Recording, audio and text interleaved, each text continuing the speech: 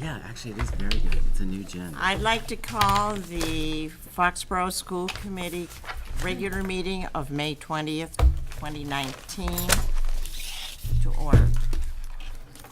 Our agenda this evening, the first thing we will do is school committee reorganization. We will move to vote on the proposed FY22 Foxborough School Bus Drivers Association bargaining agreement, and also on the proposed FY22 Foxborough Educational Secretaries Association. Visitors, approval of minutes, teaching and learning highlights, the high school math pilot program, Dr. Allison Mello, Mrs. Christian Vella, and Mr. Paul Madden. Oh, Change there. Mr. Paul Madden. Paul Madden. Yep, Thank you. you're welcome. FHS Services Update, Ms. Diana Myers-Pakla and Ms. Laureen White with FHS Senior Project Students. We'll actually have Mr. Andy Servideo in Laureen's place. She's Oh, and, all right, thank you. Cast of characters are changing. Wellness Committee Update, Ms. Janice Watt, Ms. Linda Mealy, RN. FY19 Budget Update, Mr. Bill Euchner. School Committee vote to reappoint Dr. Amy Berdos as a voting member of the Bi-County Collaborative, BICO, Board of Directors for 2019-2020 school year. 2019-2020 appointments of one member to the Policy Subcommittee, Budget Subcommittee, and liaison to the Recreation Department. Acceptance of donations, the Helen Ray Begain Memorial Scholarship, Partners in Patriotism Fund, FHS DECA, Partners in Patriotism Fund, FHS Choices Workshop, and the Borough School PTO. And last on our agenda are other matters. Some of you have noticed that I tap, tap, tap when there is a lot of noise, and then I do 3 little distinct taps. And that comes from theater in Europe, particularly in France.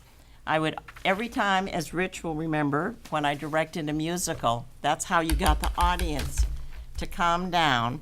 And then you do 3, it's called brigadier. And there's a large special stick. And it gets everybody's attention. You know, the overture will start. So the hall is quiet. So that's just a little fun tidbit. Also for our new members, when we vote a new person into a chair or vice chair clerk position, it is by roll call vote. After nominations, they do not need to be a second. And I have learned that no matter how long you're on the school committee, I just learned this 2 weeks ago in Boston when I was in with legislative things. I'm kind of only keeper of the gate for this. So I do have the prerogative myself if I would like to nominate somebody. If ever there is a question and nobody knows what to do, I didn't know this, but the superintendent steps in and will run the meeting until there are nominations and a person who is accepted. And there was one school committee, it was 2 towns, and unfortunately they were even. So there's one situation, there was a superintendent who had to act as the chair of the school committee for 6 months until one of the 2 sides. So I think I will exercise that prerogative after I would like to. The floor is now open for nominations for chair for 2019-2020, and I would like to nominate Tina Bellinger. Well, thank you, Bevy. I accept the nomination. Are there any other nominations? All right, by roll call vote, Rich? Aye. Aye. Aye. Aye. Aye. And what a special year it will be, because Tina has a graduating senior next year. I do indeed. Much more fun than having been chair this year. All right, and at this point, we exchange It's been a places. fun year this year too, hasn't it? It's been though? good. Oh, they're It's been all good. fun years. Okay. Well, thank you all.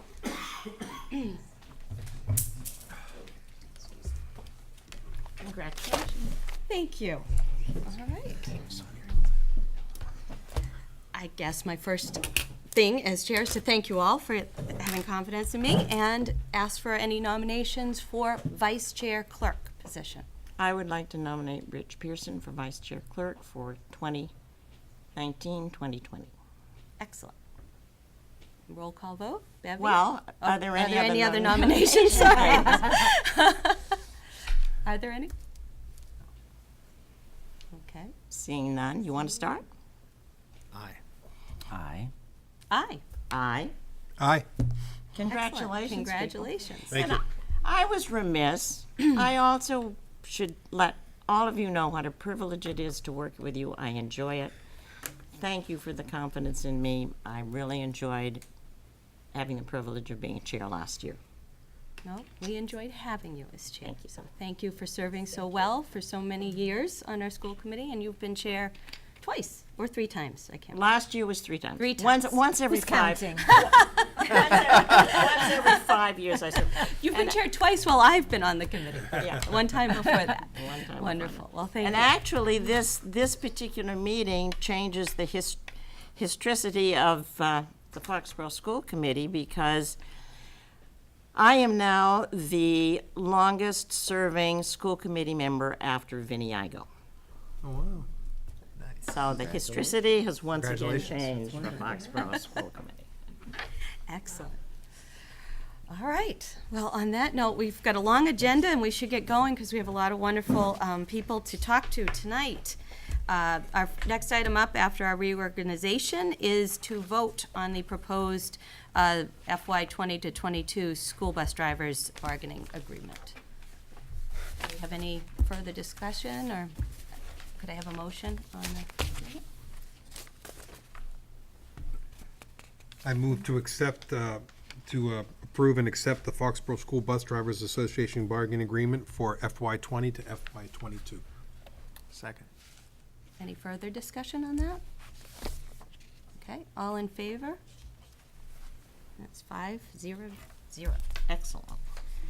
And the next item we discussed in our executive session was the proposed FY 20 to FY 22 Foxborough Educational Secretaries Association agreement.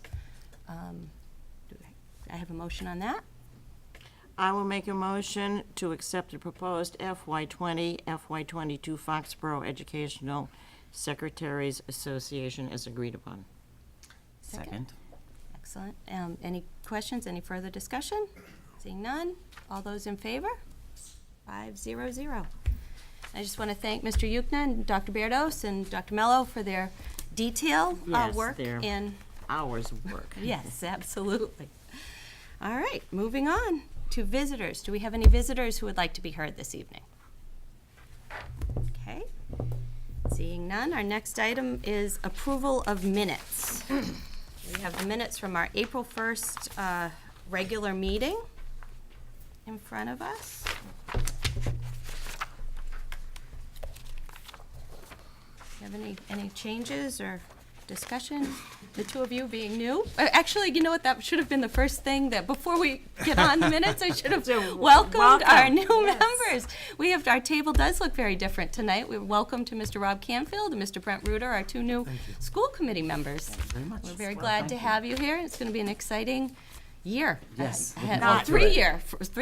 Not new leaders to Foxborough, No? because they both served on the advisory committee, but new leaders to us. Right. So welcome. Very glad to have you here. In fact, When we get to other matters, I think you should introduce yourselves and tell a little bit more of your background. But we have so many students here tonight who are dying to talk to us that we should move along, and we'll get to that at the end of the meeting. Does anyone have any further thoughts on the approval of minutes? I'd move to accept the minutes from the April 1st, 2019 meeting. I will second that. Okay, any further discussion? Seeing none. All those in favor? Opposed? Abstain? 302. Great. Next up is our Teaching and Learning Highlight, the High School Math Pilot Program. Dr. Mello, you want to start us off? Mr. Rudo, Is could everyone you? here? Could you? Yes. Can I invite Ms. Releva and Mr. Madden and our students up to the guest table, please? Thank you so much. You know what I don't have is a clicker. Okay. I took one out of my purse because I went to a small. I can have them advance. Have them, yes. So as they're getting themselves organized here, I'll take a couple of moments before Dr. Mello introduces our fabulous teachers and students. And I think that what you're going to hear in this pilot program this year is a great example of having someone from within the district move into a position where she was the math science curriculum director for so many years, knowing so much about the middle school, the math program, into the high school, and being able to figure out how to make this work with all of the different logistics that you'll hear about this evening is really a testament to Dr. Mello and the work that she's done, and a lot of planning with faculty and with parents and transportation, et cetera.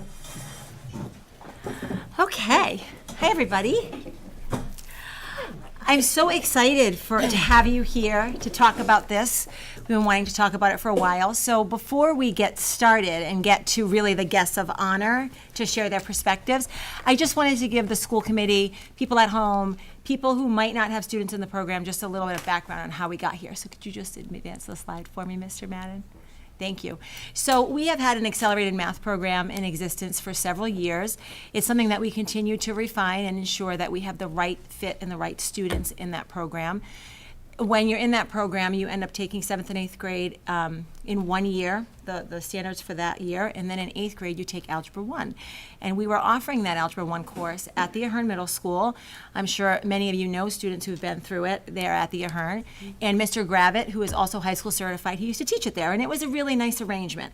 Until we noticed that some of our students who we had felt confident should have been placed there started to struggle. And we started to investigate why that was, and we noticed that our class blocks at the Ahern were only 42 minutes, where the high school were 56, and these students were a year younger.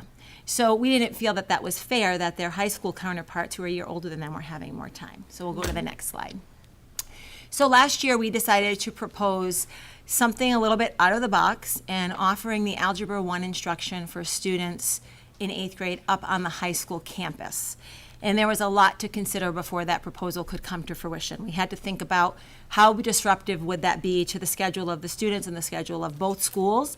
What would transportation look like? Would parents have to drive their students in? Would we have busing available for them? And then the nitty-gritty about that teachers were asking questions about grading and who's the teacher of record and how would that work with middle school report cards and high school report cards. So there were a lot of logistics. So this just sort of shows you how we had to work together as a school community to see how this could work. So we had a lot of conversations at the middle school. Ms. Abrams was very mama bearish about their middle school students going up to the high school. We had to get through all of that and make sure that it was really right for the students, and she advocated for that highly. Then I came to Ms. Myers-Pakla and spoke at the high school about what do you think of this with middle school students coming up here. And we thought that might be able to work, and we talked about some scenarios where it could work. And then we went to Dr. Berdos and said, okay, we have the middle school on board, we have the high school on board, what do you think? She thought if we could get the stars to align, that it would be worth pursuing because the rationale was so strong. So from there we went to our director of transportation and prayed that that would work because that's always a tricky one. And then once we thought we had a viable plan, we invited the parents in for an informational night and we gave them the entire overview. So the next couple of slides just sort of break that down. So at the middle school, we said, yes, we do have these challenges. We confirmed it. You know, we really started to look at the cumulative loss of minutes and the impact on learning that had.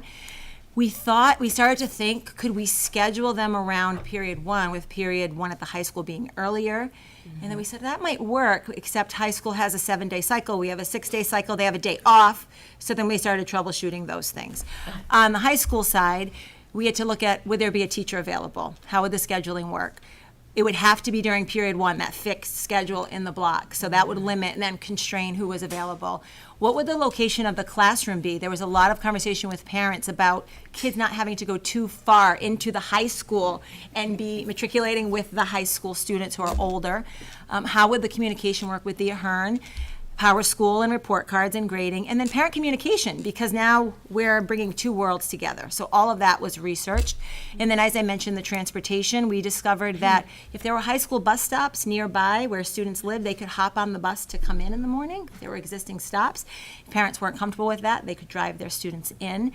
And then once they were here, the question became, how do we get them back to the Ahern? Parents work. It's a long walk. We're not really going to do that.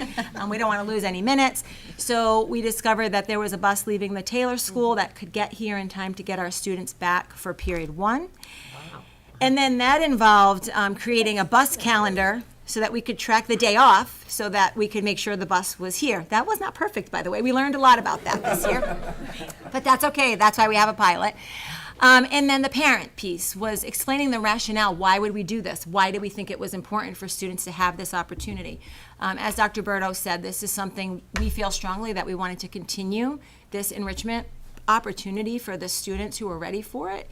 And having the parents come in and understand the impact it would have on their students was really important to us. Parents did have the opportunity to opt out if they weren't comfortable, and they could go to 8th grade honors. So as we went through the year, I actually rode the bus with the students on the first day. I wanted to make sure that that was going to work okay.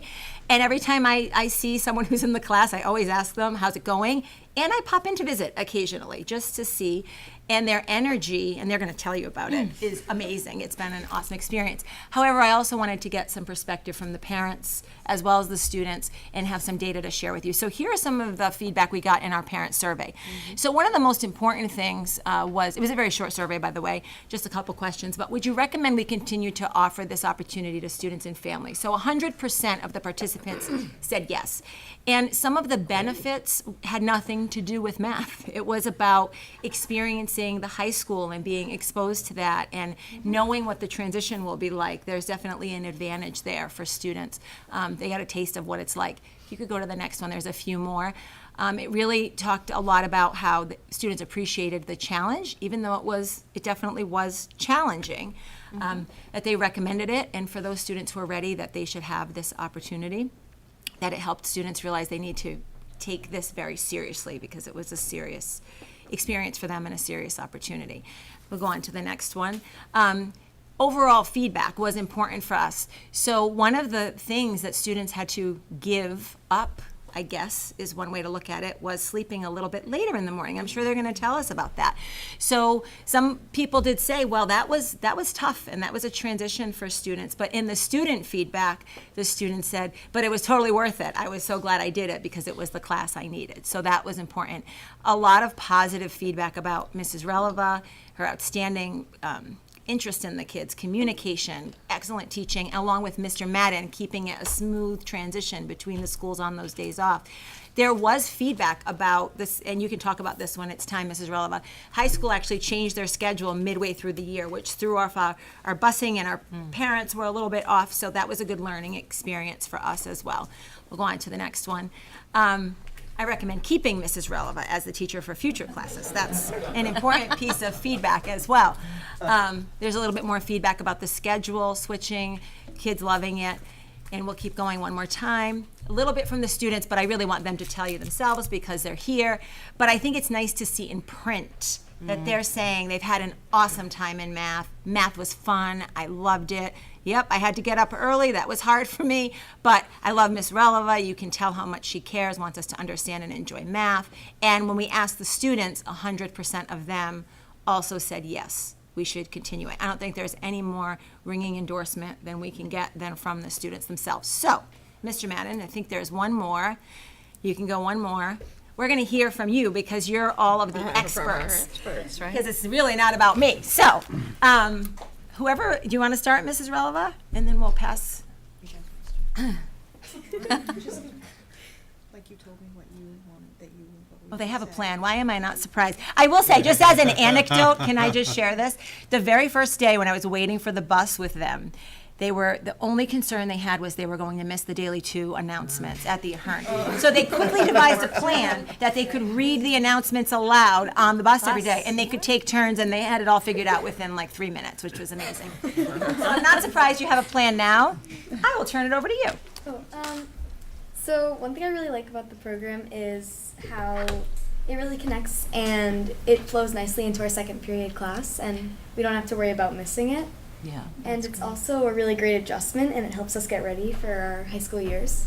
Can you tell us your names when you give us your comments? My name is Sophia Sugaris. Nice to meet you. Alex. I thought it was just a fun experience, and it was challenging, but it was still really fun to kind of experience high school and what it was going to be like. The bus got missed a couple times, but it was still fun. Yeah, that wasn't the bus driver's fault. It really was about the schedule. Yeah. You got there eventually, Yeah. right?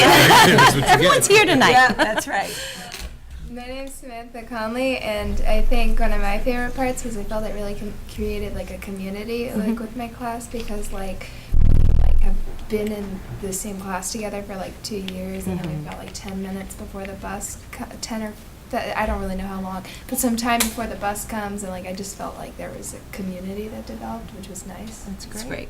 My name's Emma Lacey, and I agree with everyone has said, and I think just the main part of it is what a great teacher Miss Releva is, and Mr. Madden, of course. On the days where we don't go to the high school, Mr. Madden, we go there, and he can always help us if we have any troubles with the homework or anything, and just Miss Releva as a teacher, I think it's something especially great is that she understands the importance of everyone understanding something, because if we're going over something and there's only one student who doesn't understand it, she will go over it all for that one student, because sometimes we're all scared to speak up, and so I think it's great that she understands that this is sometimes challenging for us, but it suits us well, and it's really well done. That's fantastic. Great. I have to say that this is my 30th year of teaching, and to start my day every day with this group has just been amazing. It's just been refreshing and re-energizing for me. So we work really well together.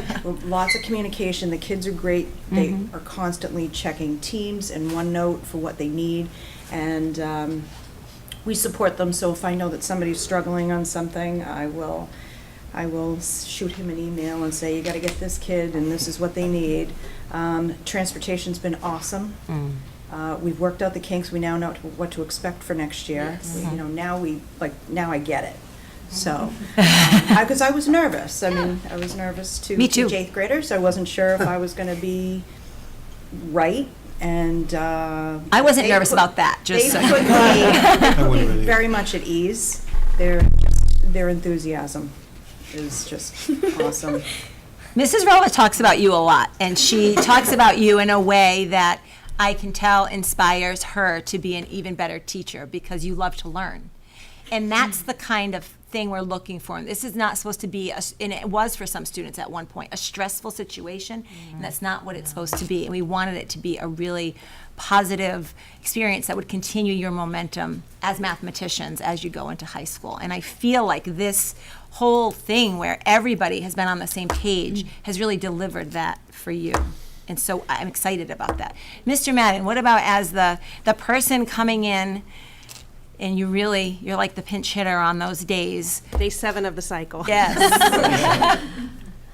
I think that the key to it all working is the good communication that we have.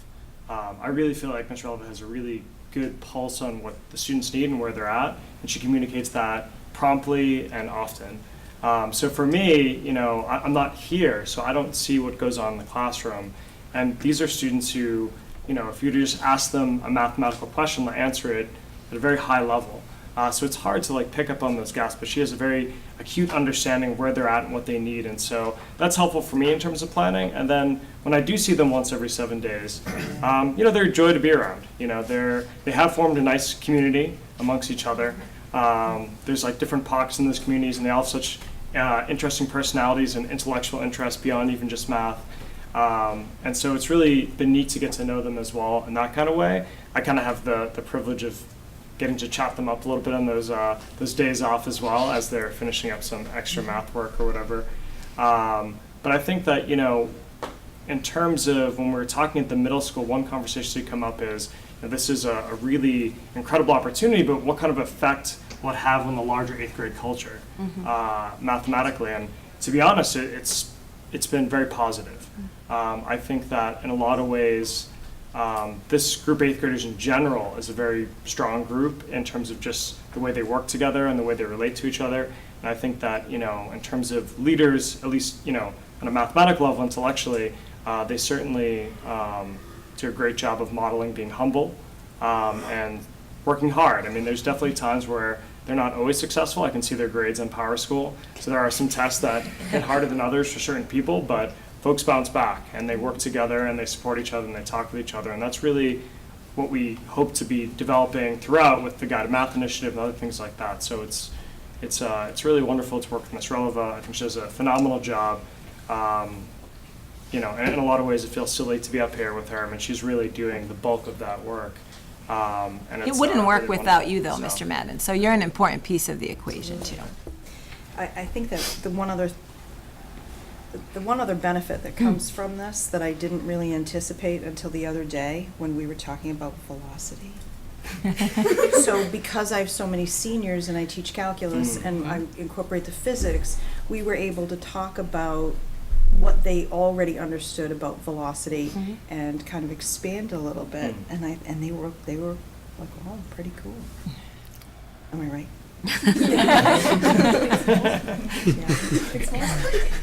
Does anyone have any questions for our panel? I do. So I think it's great. I love the accumulated time makes a big difference. I know that in the past, when we still were using the advanced class at the middle school level, there were kids as the year went on that were losing confidence and then therefore opted out of either staying in that program at middle school or opted out before they moved to high school. Have you had that same kind of attrition? Oh, Okay, which is wonderful. yes. Which is wonderful. And do you all feel prepared? And then so the big stressor was, I was okay in middle school, but am I ready for what seems like a much bigger step than it should have in high school? Do you guys feel prepared Yeah. for the fall? Yeah. That's great. Anyone else? I was just going to say, when the public watches this, they should really recognize creative problem solving by this school district and by you and the superintendent for bringing to bear some creative solutions and putting master teachers in their hands. So I thank you for your efforts, the extra time, the extra effort it takes for the teachers to put that effort in, the students for participating. But successful school systems are based upon this kind of creativity to bring solutions to bear, not just the norm. So I think that should be recognized, and it's very much appreciated. Agree. Go ahead. One other point that I'd like to make is to thank all of you for what you've done, because you have a longer school day than your peers. Yes. So that's really a commitment. It's hard work for you and the sacrifices that you're making of getting up earlier, as we saw. But it is a longer school day. So that really is a testament to you and the work that you've put in. So you should be really proud. I know your parents are, but really proud of the hard work and the determination and really the perseverance of what you've done this year. And I agree that as far as the two teachers that you have here, you've got great teachers. So I can see why you're as excited, and I've come through as well. And whether it's the bus or whether it's in the classroom, and the energy is so high. Yeah. In a good way. In a really good way. I will say that the parents have been very supportive. Yes. It's been a very, it's been very easy to work with them. As soon as I see something, I'll send out an email, and there's always a quick response so that we can really kind of jump on whatever the kids need, but the parents have been awesome. Well, you know, as educators in Foxborough, we're tasked with meeting the needs of all learners. And sometimes that doesn't come in a neat little package, and we have to think outside of the box. So I do applaud the parents, and I want them to know that your feedback has already led to changes for next year. We're working on our transportation schedule now. We're going to make sure the bus routes get out sooner. We're going to make sure the schedule is very clear with transportation. Those were things that we learned from going through a pilot. And when you get to the end of a pilot, you assess all of your data and say, okay, is this worth doing again? And it really was not just our gut instinct of, yes, this is great, but the feedback from the parents and the students and the teachers that made us say, okay, this commitment is very important for us to continue for our students. So thank you all Yeah, thank for you for coming. participating and coming and working hard, and we're so proud of you guys. Absolutely. Now, will these students go into geometry next year as sophomores? I'll let I mean, Mrs. it's Releva sophomore level answer math that. as freshmen. Will, and we've talked about it because they won't be together. They will be all kind of Different spread out. sections. Well, depending on what their other classes are, Yes. yeah. Yes. But they're all going to do very well, I can tell right now. No worries. Well, you couldn't have asked for a better teacher in Ms. Releva. Both of my sons had her. My son Jack had her twice. So you're already off on a good start in high school, definitely. Very much. But thank you for coming and sharing your thoughts. And the idea that all 100% of the students and 100% of the parents agreed that this program should continue is just fantastic. So thank you for that. Thank you, everybody. Everybody. It takes a village, so thank you. Thank you. We have a good village. Yes.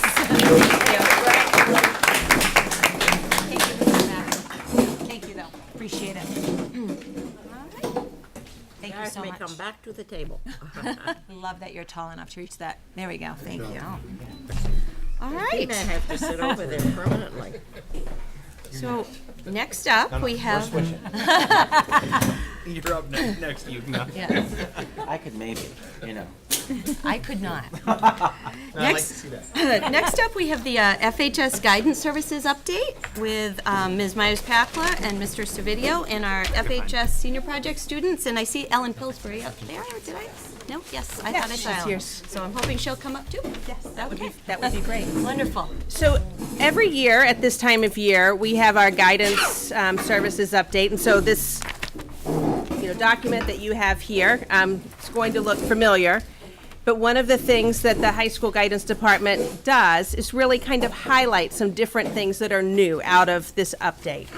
And the senior project students, we've talked a lot about it at this table here, and it was really an opportunity to highlight out of the guidance department some of our senior project students. So in addition to just our annual update, we have some fabulous students that are here with us this evening.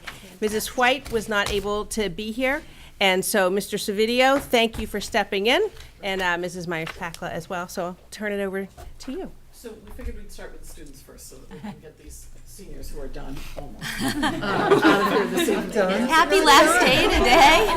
Tell them no. Today being their last day too, as a matter of fact. But we are so fortunate. Again, it's that problem solving and what can we do to really enhance what we're doing for our students. And so the support that comes from the community and from the school committee to really meet the needs of our students is just, again, I say thank you. I've worked in other districts and we don't oftentimes see everything that can come together the way that it does here. And so one of those pieces really truly that's come out of guidance is to have a career person here to really help our students as they move through in a variety of different ways. And really a highlight at this time of year for us too is our senior project program. Ellen, is this our fifth year for this? And it's also our largest year for the number of participants. And our students, and Ellen will explain a little bit more on this, but our senior students who participated in senior project started today with doing their student presentations. So a part of what they do is once they have completed their work, which ended on Friday, they are then set up to come into school and give a presentation on what it is that they have been doing.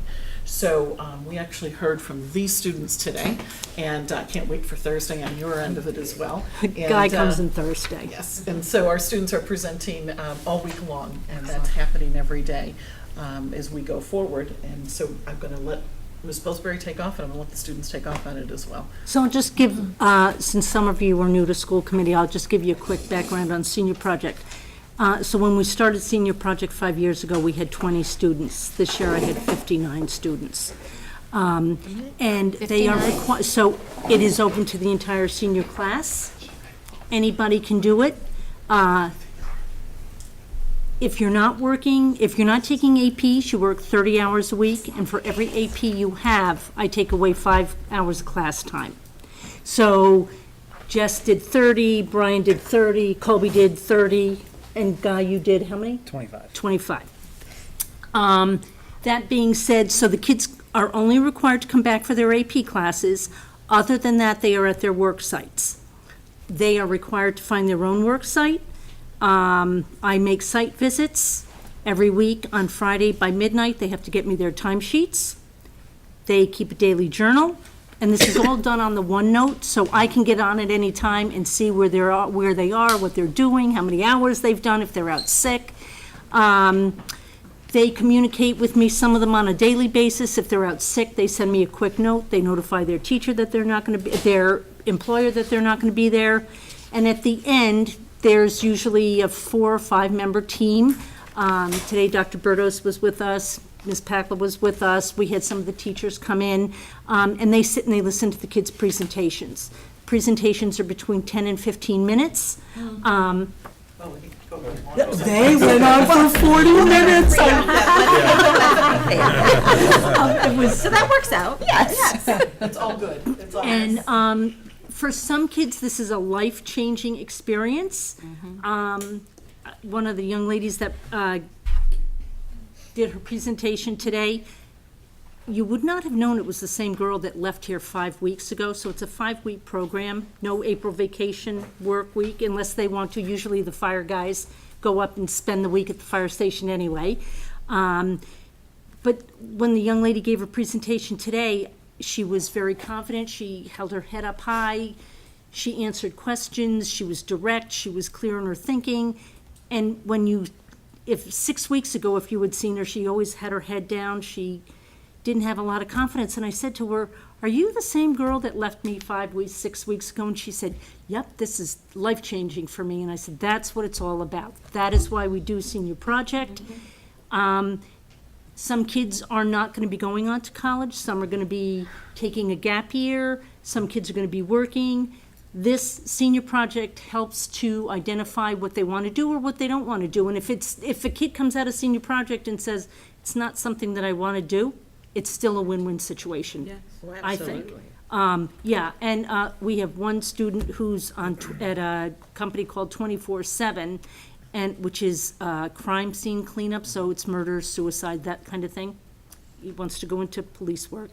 He thinks he has died and gone to heaven. Like, he came in, he was on the news in his little clean suit, and he's like, "Look, I made the news, that's me on the sidewalk," and I'm like, great.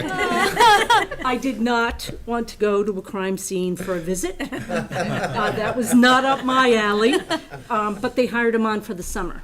So some of our kids go through 5 weeks of working on Senior Project, and then they get hired on for the summer, which is another win-win for our students. So this is Jess Head. Hey, Jess. This is Brian Grenier. This is Colby DaCosta, and this is Guy Quattaroni. So you want to start with the pigeon? Okay. Guy is the pigeon guy. Go ahead, Guy. So explain what you did. All right, so I worked at a business in Hanover called McLaughlin Lofts. And what we did over there, we imported and exported pigeons from Europe, Africa, and Asia. Like real So- pigeons? Yes. Oh, okay. I'm there.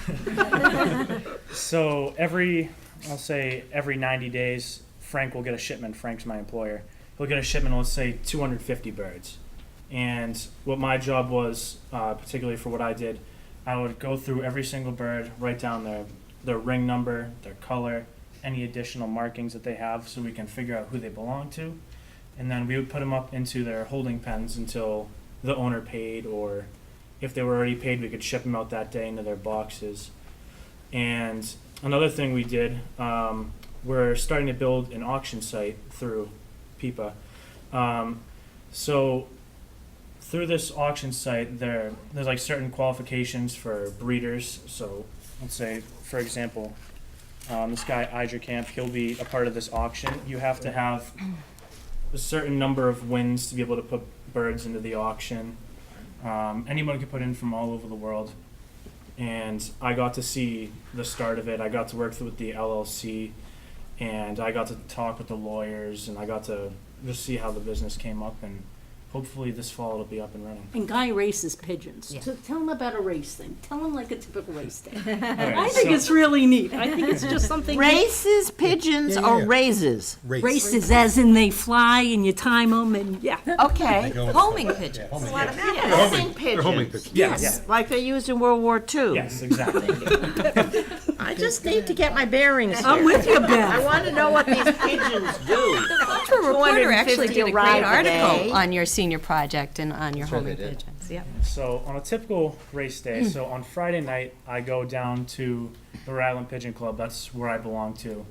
And we load our pigeons into these crates specifically made for pigeons.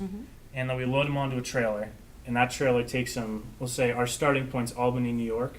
So they drive out there overnight. And 45 minutes after sunrise, they let them up. And I get a call, oh, the birds went up at 6:30. And they tell me the wind, the weather conditions, and everything. And then, let's say I expect it to be a 3-hour race. They usually fly about 50 miles an hour. I'll get out there about 9 o'clock, and then I just keep my eyes to the sky and wait for them to come home. You know how much math you just said in that whole description? Yeah. It was a lot. And you've been doing the homing pigeons, you've been racing pigeons I've for a been- very long time. Yeah, I've been doing this for as long as I can remember. When we moved to Foxborough in 2003, my dad, he bought me a few pigeons when I was probably as high as the table. I think that's when I met you. Yeah. So ever since then, I've been hooked with it. It's just been something really fascinating. And the guy, Frank, I work with, he's a professional fancier. And I had the opportunity to work with him, and there's a wealth of knowledge. So this 5 weeks has been great for me, just to help with the birds and overall care. It's great that you could combine a passion with school and finish out your senior Well, he year in this originally way. wanted to Yeah. do police work, and Foxborough PD would only take one, and they had already put their divs in, like, in September. And we couldn't get him in anywhere else. So I said, well, what is a passion of yours? What do you like to do? And he's like, I like pigeons. And I'm thinking, pigeons? So he went through the whole thing with me. I said, go ahead. I think it's a great thing. It's really been an enlightening experience for me. I can't wait till Thursday. He gives his presentation on Thursday. So for me, that'll be, he's one that I'm really looking forward to hearing about. So he brought a pigeon with Oh, him. you have one with you? Oh, Yeah, so I brought one. it's not gonna fly though. is it? That might freak me out. I'm not gonna lie. It'll fly eventually. It won't fly in here. I mean, I hope it's not Like flying. this, okay? Can I see that? I'll hold the finger so it won't get peanut. So I brought this bird with me today because everybody has they have the perception that pigeons are dirty and they're rats. But with these pigeons, these are pedigreed racing pigeons. Some of them sell for thousands of dollars. Wow, it's The beautiful. record that Beautiful. people just sold, they sold for $1.6 million. What? One pigeon, yeah. One pigeon? Yeah, There's some more math. That's to race it or to I breed say. it? that was for breeding. The bird had, Wow. he was one of the best long distance flyers in Belgium ever. And once it hit the market, just the prices were skyrocketing. I'm in the wrong business. I'm with you, Bev. You don't want to open that can of worms. The amount of work and time I put into it, outside of senior project, I probably put 20 hours a week in. Sure. Then on top of that, it was a 45-hour week, and then with baseball, it's a lot of work, but Yeah. it's really fascinating. And It's beautiful. He's very handsome. yeah, these birds, they get all the vitamins, minerals, whatever they need. They get regular baths, so they're always clean. They get inoculated. The day I went for my site visit, he was inoculating his birds. Frank came down and he had gone to hit Frank's place to inoculate, and then Frank came down and they were inoculating his birds. And I was like, this is like, Yeah, so they get regular shots they get them 2 times a year. It's called paramyxovirus. We shoot them up for that, so they're all set for breeding, so there's no problems. And we'll also do it for salmonella, because sometimes that'll come up. Right. So they're very well taken care of. he doesn't make He's any so calm. noise. No, he's he's I don't know if he handsome. knows where he is right now. I bought him from Florida, so he's a little confused. So this is the whole world I didn't know anything about, but you did. But is there stuff that you learned that you didn't know about by participating in the Oh, senior yeah, project? those the things that I saw Frank do with his pigeons, I would have never imagined. Like, I took a video for my presentation where he literally had a torch and he just torched the entire pigeon coop that he had, and I was like, "What are you doing?" So I'm just burning all the bacteria and all the dust. So when I put the new babies in, they get a fresh start, and then it's their healthy bacteria that stays in there. I would have never imagined to take fire and just play with wood with it. Maybe they would. I have to call James Triple Your eyes lit up over there, all right. That's a collaborative project. You guys like, no. All right, wow. That's That was fascinating. great. Yeah, that's an excellent present. Thank you for bringing the bird, too. So this is Colby and Brian, and they went to Foxborough Fire, so. It's hard to top that, you know? I don't know, you were pretty impressive this morning. We kind of dragged our presentation on a little bit longer than usual, but we did our presentation about the Foxborough Fire Department. We were there for 5 weeks, and we got to learn the typical daily life of a Foxborough firefighter. And it was interesting to see how much of a routine somebody can have, and also that routine can get upset by going on a call, and you could be out, 2 or 3 hours, or it could be the whole day. But I think the best part about the fire department was you don't know what you're gonna get, and that was the greatest thing. You're dealing with something every day, something different, and also what we learned about how to deal with that certain situation. And you deal with a lot of different people too, and you learn how to interact with them. And I had a blast. But That's great. Yeah, like he said, it was an awesome experience. I really enjoyed it. It's different, like actually going out and doing it. Like you watch them all the time, but actually going out for a day and actually spending time with them and riding and everything. It's really nice. And I always wanted to be a firefighter, but now I know I definitely want to be in it. It's nice to actually do it, actually do the job. And I learned so much, just riding the ambulance and stuff, learning how to treat patients, learning how to talk to people. It's just an amazing experience. And Brian's going for his EMT Excellent. state exam next week. yeah, Colby has to take his written, and he will be a certified national EMT. Excellent. And then they will both take the physical and practical, and then they take the paramedic, and they can get on in Plainville or, the thing is they all start in Plainville, and then Foxborough kind of sucks them in. And they train them, they spend their money, and then we take them, which is okay. I think we set it up that way. I think it's a good way to go.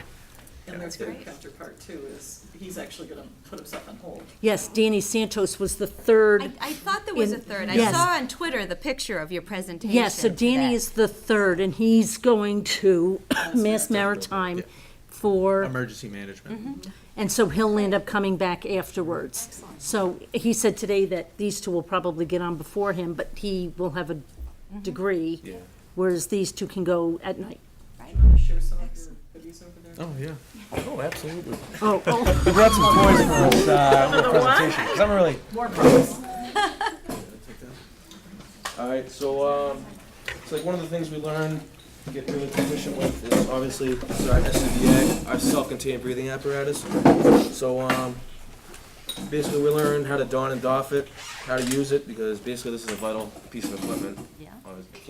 Pretty much everything we do revolves around this. So we start from the base, all our new guys learn how to do this, and then you advance on to different training. So this was one of the first things that we even learned, even there's certain ways to put it on, and you learn every piece on that equipment and how it works, what it does. If it breaks, you can fix it. So we start off with the bottle. It's regular breathing air that you just breathe in, but the bottle is full, I believe it's 4,500 PSI, and this is about a 30-minute bottle. For me, it's 15 minutes. But, so, this is your lifeline, and that's where you would go into a fire, and if there's smoke, there's fire. But also, that's what you're using, that's what you're breathing in. You don't want to breathe in the black smoke. But you would hook that up to your mask, and you would turn it on if you want to turn it on. So What they taught us, there's 4 things you want to say when you put on the pack. That the bottle's full, the low air alarm is sounded, and you'll hear the low air alarm sound, and the pass device that it's activated, and you want to check all your gauges, and you want to make sure they're within 100. But so that's the low air alarm sound. So I believe about 5 minutes before your bottle's empty, that vibrating, and that's a passive device. But with vibrating, that's what it's going to let you know that you're on low air if you can't see your gauges, and it's time to get out of whatever situation you're in. But so with the passive ice, it's good day, but also a bad day. But okay. So after the first 15 seconds, that passive ice goes off, and let's say a firefighter is down or you're not moving. That would let the firefighters around you know that something's going on. But so after the first 15 seconds, you would hear that low alarm, and then another 15 seconds goes by, it starts to get louder and louder, and then you would have the full alarm, but we're not going to do the full alarm because I don't want to blow the microphones out. We experienced it today. Yeah. Believe me. You don't want to scare the kids. So, Yeah. the Explorer program's awesome. So, Foxborough had the Explorer program. We just started it, I don't know. 2009. Yeah. It's an awesome program. I really love it. And so we're all trained as firefighters. So it's almost like we're a step above the game because not a lot of towns have this. You'll see a lot of kids from other towns are in this program. And yeah, so we're trained as firefighters. That way when we go to the academy and stuff, we're just that. Ready, you're ready. And Great. with Senior Project, we learned, that lets you know that the pack's off. But with Senior Project, we learned a lot that even just being an Explorer program, we got more time to interact and train with the firefighters alone. One-on-one time, but we also learned how to operate the ladder, the pumps, and how to hook up a hydrant and dress your hydrant properly. But also, we learned about tools, which is my favorite part, because I love tools. But so here you have the Halligan. And every tool is multi-purpose. Well, most tools in the fire department. But so you have your forks, and we use this tool a lot for forcible entry in case there's a fire. You just want to get in and just make sure if you got to do a search. But so you stick your forks in the door. So you got the door right there, and you just pry your way in. And you have another guy take the flathead axe. And so when you get your good spot in the door, you tell your partner to hit, and they'd always want to have contact with the Halligan at the head, because in case you have black smoke rolling at you, and all of a sudden you let go of that contact point on the Halligan, then you could hit your partner. So you always want to keep contact with the Halligan, and then when they say hit, that's when you say hit, then you hit. When you feel that sweet spot and you want to get the set of forks in between the door and the kind of like a wedge, and that's when you tell them drive, and that's when you just shove the Halligan in there. But also you got your point, and that is helping you vent, and or if you're on the highway, there's an accident, you can always pop the tires so you don't have the car rolling down the hill when you're trying to get the person out. But So it's nice starting early too. Like every guy has their own kind of tips and tricks to the job. So what we learn to do is kind of take everyone's ideas and tips and everything and kind of make your own method. So starting early, you can start this program when you're 14 years old. Kids in 8th grade, you know.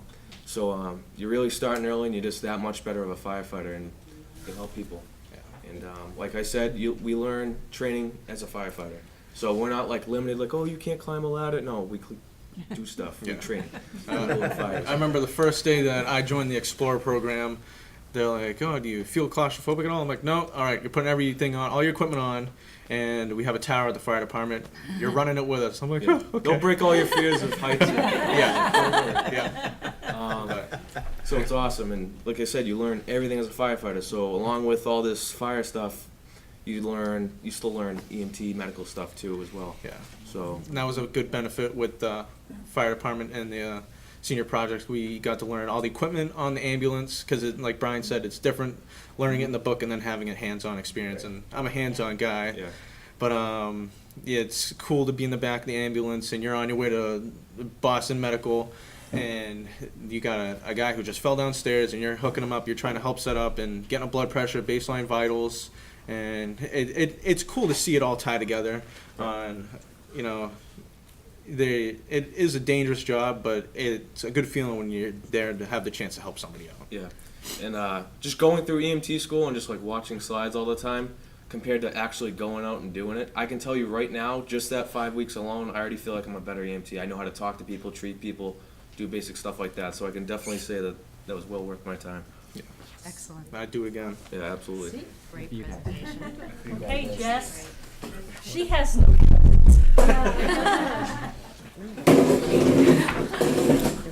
I'm Jess Head, and I did my senior project at Sheer Bliss, the hair salon on Bird Street, right across from the library. And I worked 30 hours, and I couldn't really do much like hairstyling wise because I'm not licensed. So I got to learn how to work reception, and I kind of watched the stylists, and they taught me like different techniques on like how to do hair, and like I got to watch them like get their makeup done one day because I went on Foxborough prom day, so I got to watch that a little bit. And it really, senior projects helped me kind of communicate with people, like Brian and Colby said. I had to like answer the phone a lot and talk to people, which I wasn't good at before, and like kind of our generation is all texting and like social media and stuff. So the first time the phone rang, I was like, uh-oh, like I have to talk? Yeah, because it's different when you're talking to like a random person on the phone, like you don't know what they're like, you have no idea who it is. So it kind of like helped me learn how to talk to people on the phone and in person. I got to make a lot of new friends with both the stylists and the clients, and like kind of get like a connection with them.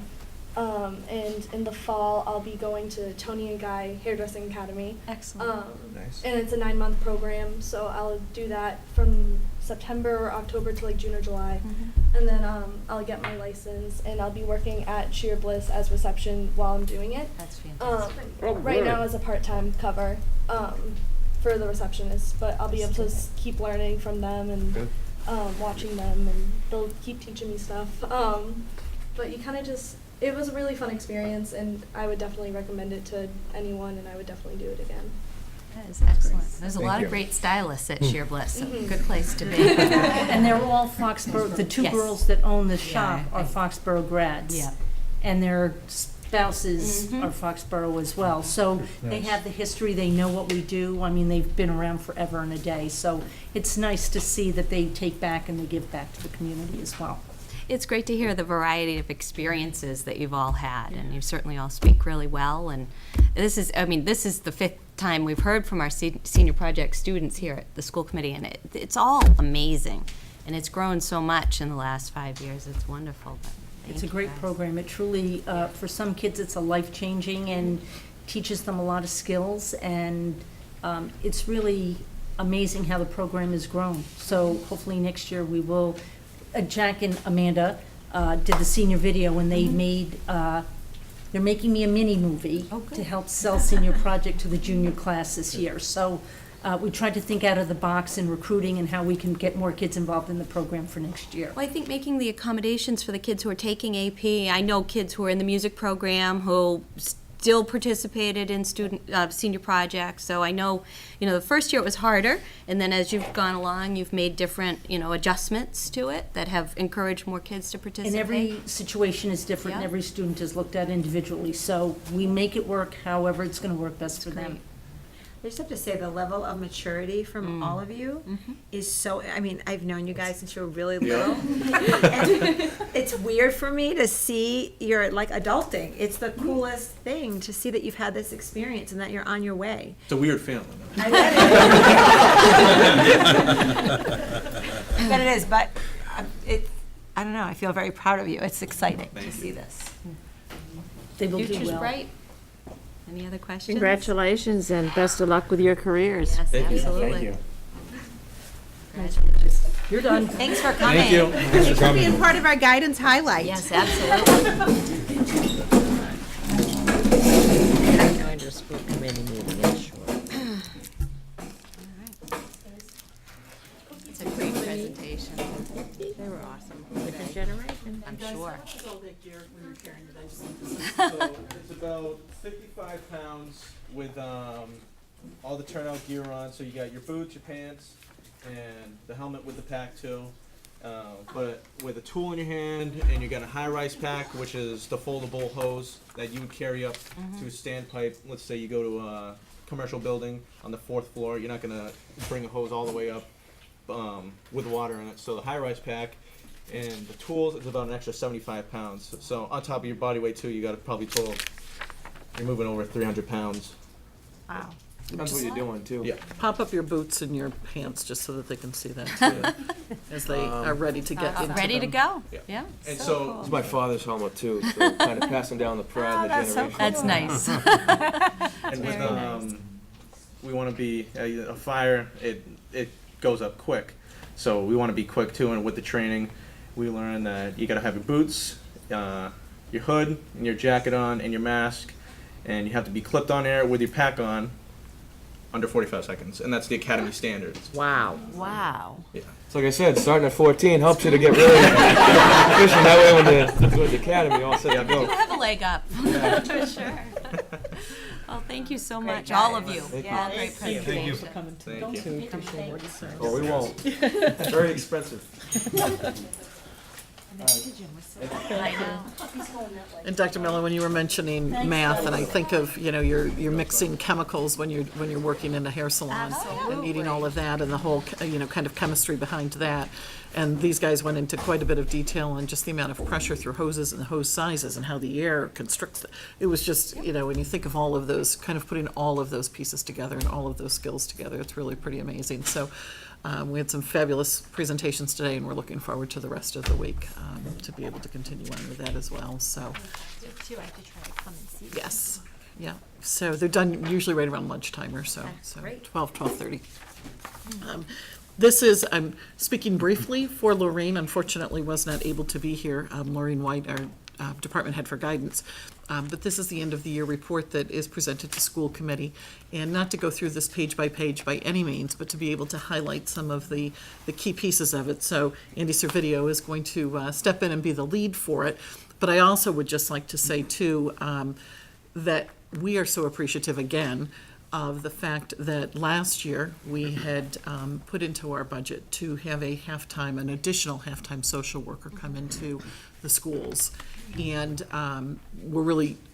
that has worked out so well for us. So we do have a full-time and a half-time social worker.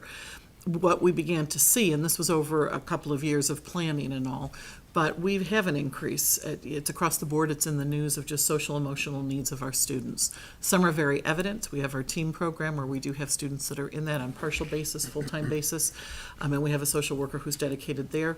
But also our regular population of students that are here.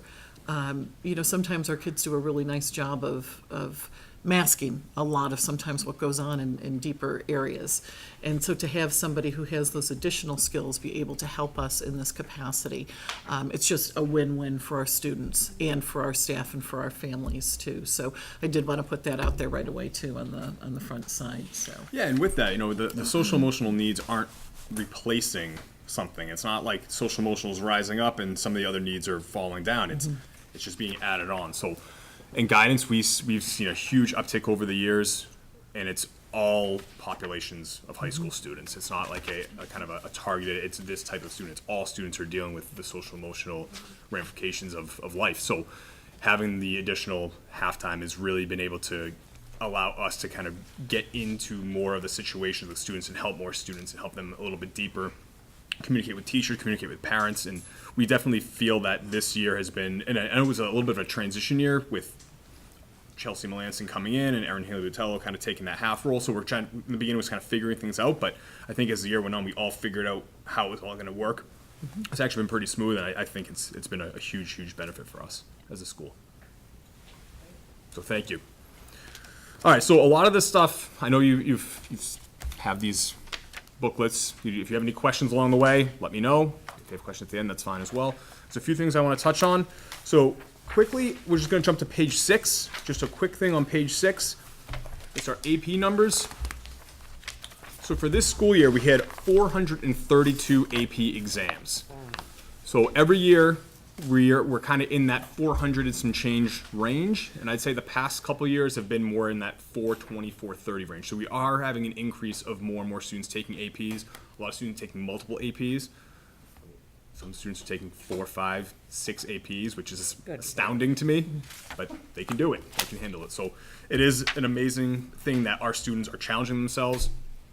Science, math, history, language, English, the AP Capstone program. There's a lot of great things that are happening at Foxborough High School, and the AP is just one little snapshot that we're kind of pushing the needle for the rigor. So that's one thing that I think we have going for us. I want to jump to Joe O'Neill. We all know Joe O'Neill. He's awesome. He's started on page 7 as far as the college counseling. Joe is an amazing resource. We are so fortunate that Foxborough has a kind of specific college advisor.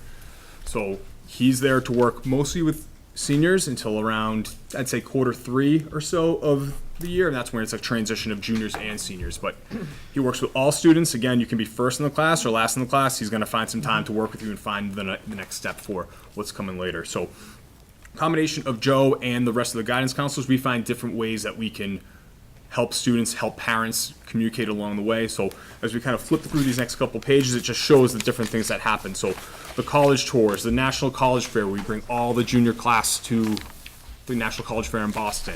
We have a whole bunch of evening meetings for financial aid, the planning process, junior parents, senior parents. So it's a whole range to help parents along the way.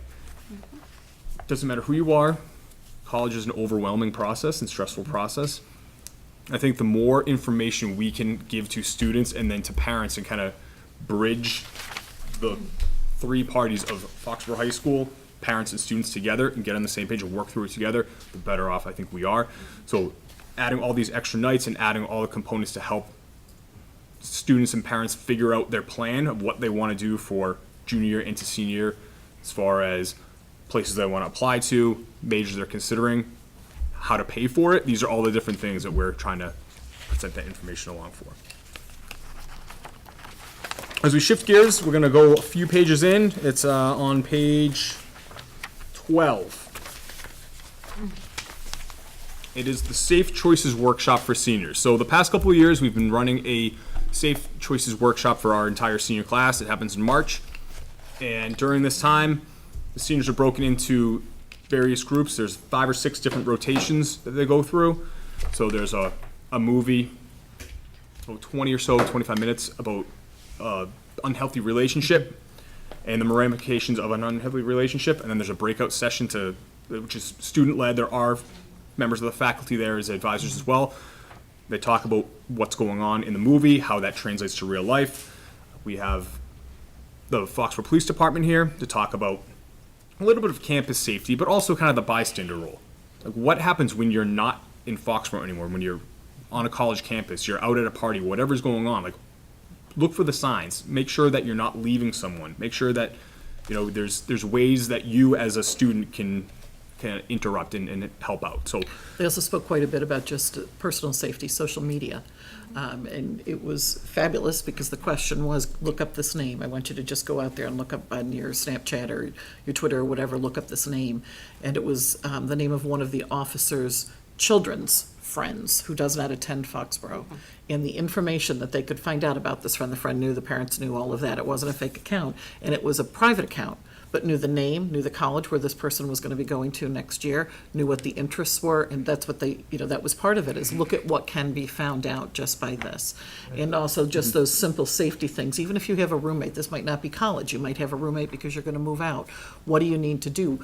It's always good to have that small safe that you can put those documents in. Always make sure that you've got a copy that you're leaving at home or with somebody else in case they're lost. Talked very much about cell phones and those little pockets that the students or kids will have on the back of it. Oh, I'm just going to keep my ID in it or my card in it. You lose your phone, that goes with it.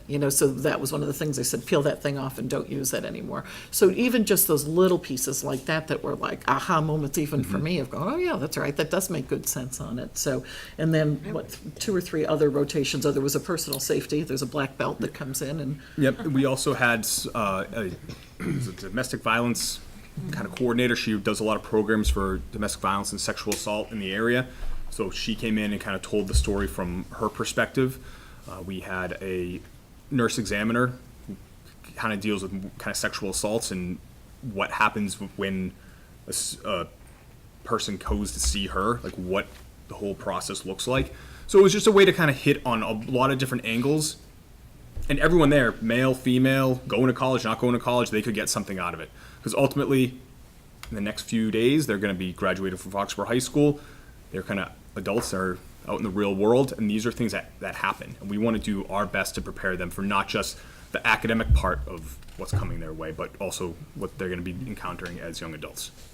I know as a parent, I was very grateful that you started this program a couple years ago, because, you know, we tell our kids all of these things that you were talking about, but they just sort of, yeah, to their parents, but they listen to you and to our police department and to their peers who are, you know, mentoring them in these conversations. So I think it's a great program as we send them off outside of the doors of Foxborough High School, and I hope we continue it. So. And then we do also on that page, just again, we've been doing this for quite some time, but the Credit for Life Fair that also takes place, which is always those aha moments with the students. And, you know, a huge thanks to Patriots Place for really housing us there and providing that space as a free space for us to be able to utilize. But it's always those interesting moments of whatever that career was, and they thought that they perhaps were going to be making much more in a salary than they really were at a starting base. And then, you know, what does it cost? What are those insurances that you never thought you were going to need? And how about buying that car that's a used car, and they're legit cars, legit people coming from that, again, Ellen setting all of this up, of, you know, what is that cost, and what are you going to be paying for your interest rates, and then what's the insurance going to cost you? You drive that new car off the lot, it's just appreciated. You know, so how are you going to deal with that? And then there's always that spin of on the wheel of life, which could bring anything up. You could have won a lottery ticket and you got an extra $100, or you could have wound up that, you know, I don't know, the washing machine flooded in your apartment, and now you've got to deal with that as well. So again, those two things kind of coupling a little bit on the financial reality piece of it, and then just the everyday living really makes kind of a nice blend for our students as they're working their way out of here and toward independence too.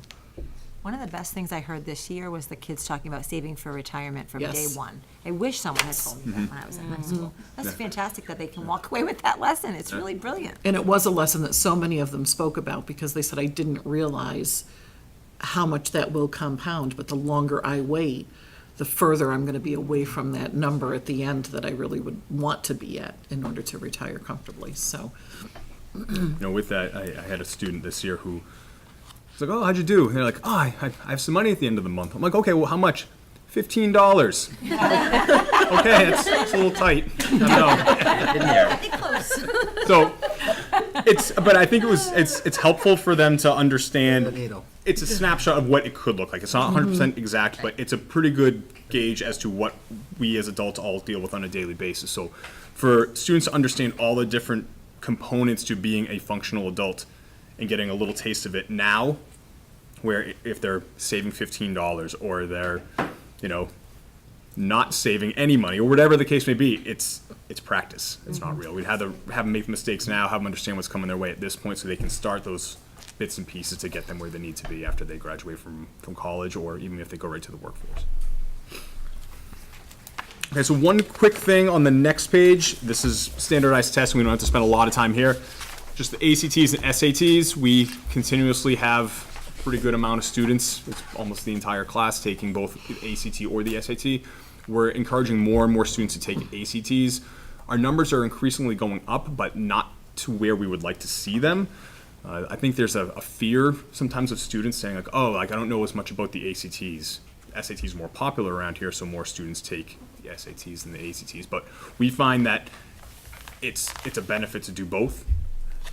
I say all the time, with all the papers and presentations and homework and AP classes and honors classes and all the ways that students are pushing themselves, it's literally one more test. It's one more Saturday morning. It could be the difference maker to either A, get in, or B, maybe not get in, or it could have to do with scholarships. You might get more financial aid, or you might get a scholarship because of your ACT score. So we really are trying to urge more and more students to take the ACTs. Some students like the ACTs better, some like the SATs, but ultimately standardized tests, they're not fun. There's no way around that. So it's just taking the Saturday morning and having that one leg up. As the ACT and SAT coordinator here, I look at the rosters, and I mean, SATs, it's almost all Foxborough, whereas ACTs, it's a much smaller percentage, but we have seen a steady increase from, you know, out of 220 students, like 15 students to 40 students to 80 students. So we're seeing an increase up, which is good. We just want to tighten that up a little bit more. That's one thing that we still are trying to focus on. And it's a little bit different type of a standardized test, so where some students really, that focus on, what's the word that I want, on a particular academic for them, they can show that strength much easier than on a more broad It's more range. content-based. Yes, content-based, thank you. And then on the next page, it's just the kind of the communication to students, to parents. We try a lot of different things to communicate what's going on in guidance, things that they need to know, things that have happened, accolades from students. So we have email, we have the email blast, Foxworthy, we send letters home, we have parent meetings, small meetings, large meetings, presentations. We try a lot of different avenues to make sure that we're communicating as much information from us and guidance that we know about to the students and then to the parents. As a lot of you know, it sometimes gets to the students and stays at the student level. So we want to, like I said earlier, we want to bridge that kind of partnership so we're all understanding what's going on and can all do what's best for your students.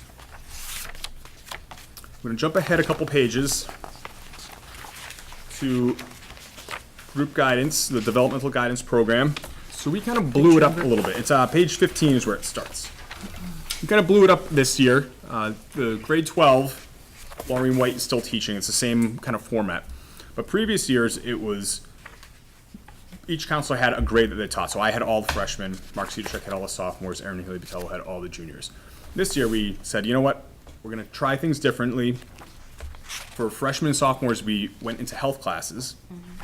And for juniors, we went to history classes. History department was great. They gave up a couple of days for us to go in and kind of go over some different lessons. So we really kind of stripped the lessons down, bare bones, and said, okay, what are the core elements that we need to focus on here? Built the lessons kind of, here's where our end result is, designed it backwards, got movement involved, had a lot of conversations with students going back and forth. So it was a way to get them up and moving, and we were more facilitators.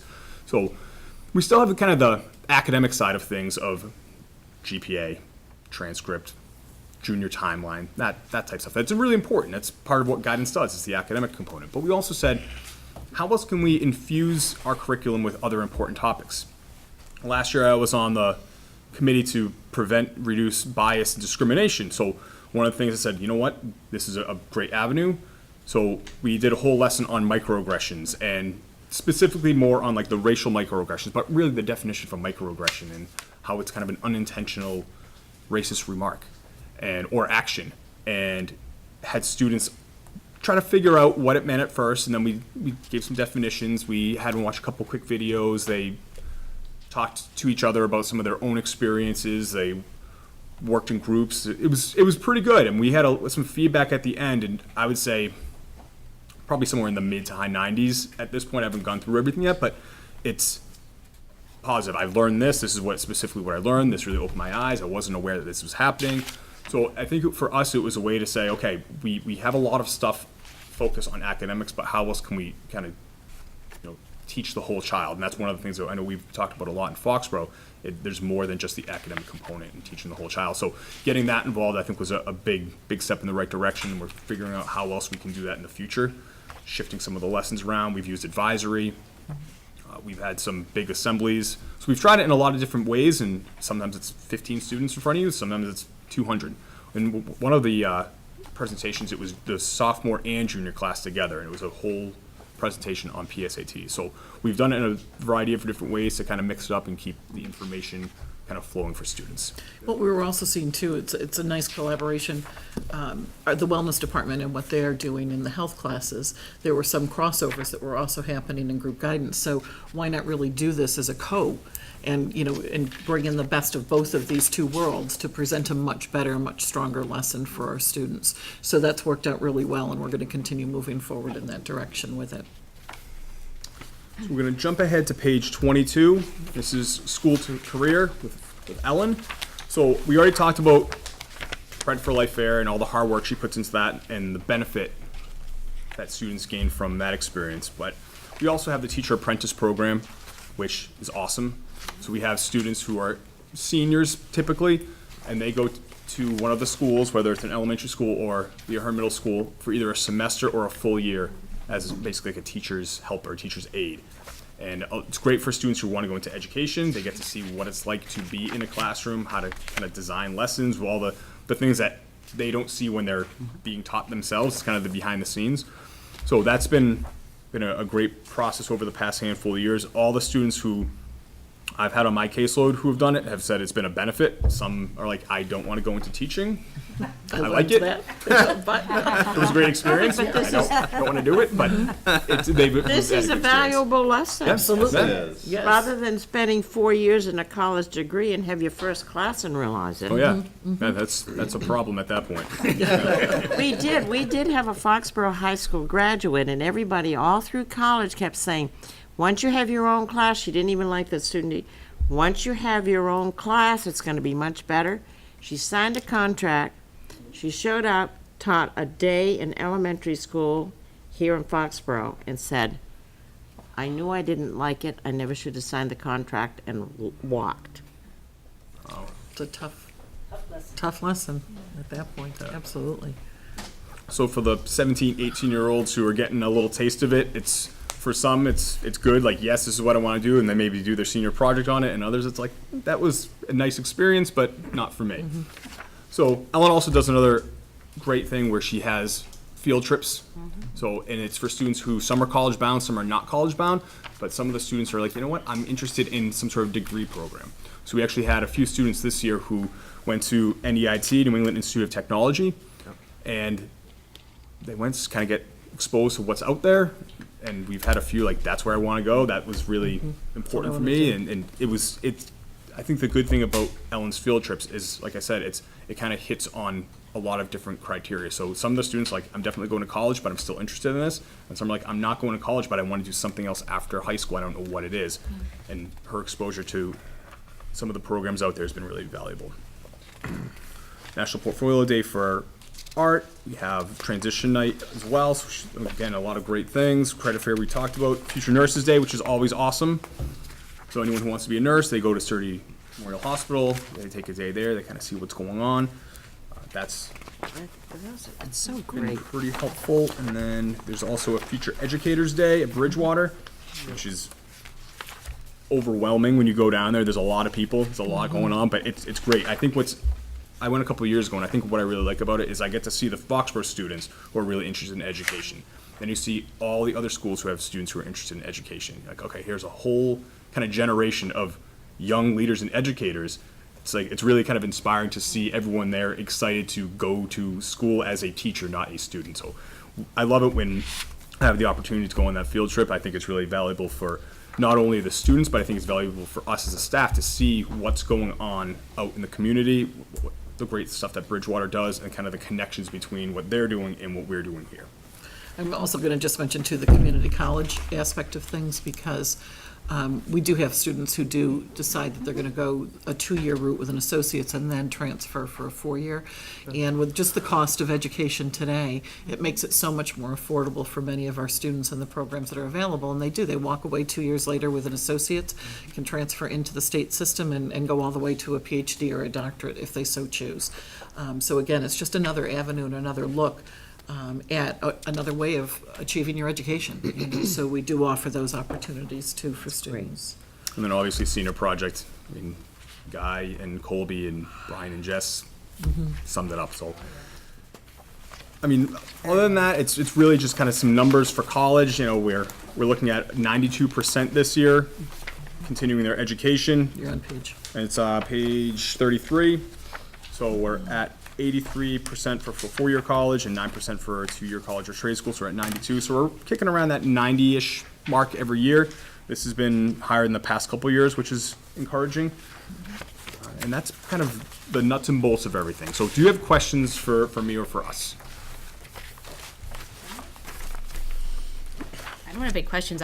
I'm very impressed with our guidance department at the high school. I mean, I've had children who availed themselves of their services, and we're really lucky to have such a robust guidance department, both on the social and emotional welfare of our students, all of our students, and with the college and career planning and counseling that we have here at the high school. They just do a superb job. I don't have any questions, but does anybody else? I was going to echo that, because I think guidance departments get thrown a lot of things in high schools. It's kind of all that extra stuff. Yeah. And it's not always easy for a guidance department to embrace all the extra stuff. So your actual description about developmental guidance and your choices as a guidance department to kind of embrace that and go down that road is really important to hear. Because that's just the nature of the beast in guidance, isn't it? And then a new one will be there tomorrow, probably, right? So it's really great that the guidance departments embrace that, because that is the catch net in some ways for high schools, isn't it? For all those extra things that aren't in the program of studies, right? So I think it's just great, and I also think all of Ellen's programming is outstanding. Yes. To get out of the box, to always be creative and be thoughtful, that's to Ellen's credit, but she has great people that respond to her as well, so. We well were done. really lucky to bring you in as a full-time career Yes. specialist for Yeah. the high school. That was, how many years ago? 6 now? 5 or 6? For Foxborough For alone. Foxborough alone. 6. 6. 5. 5. And Then before that, It's part-time. yeah, With the collaborative. that's great. That was one of our better decisions to make you full-time. Foxborough alone. That's actually what I just wanted to kind of commend the school committee on doing that 6 years ago, 5 years ago, that bringing Ellen in and having the ability to have her full-time as compared to sharing her with other communities.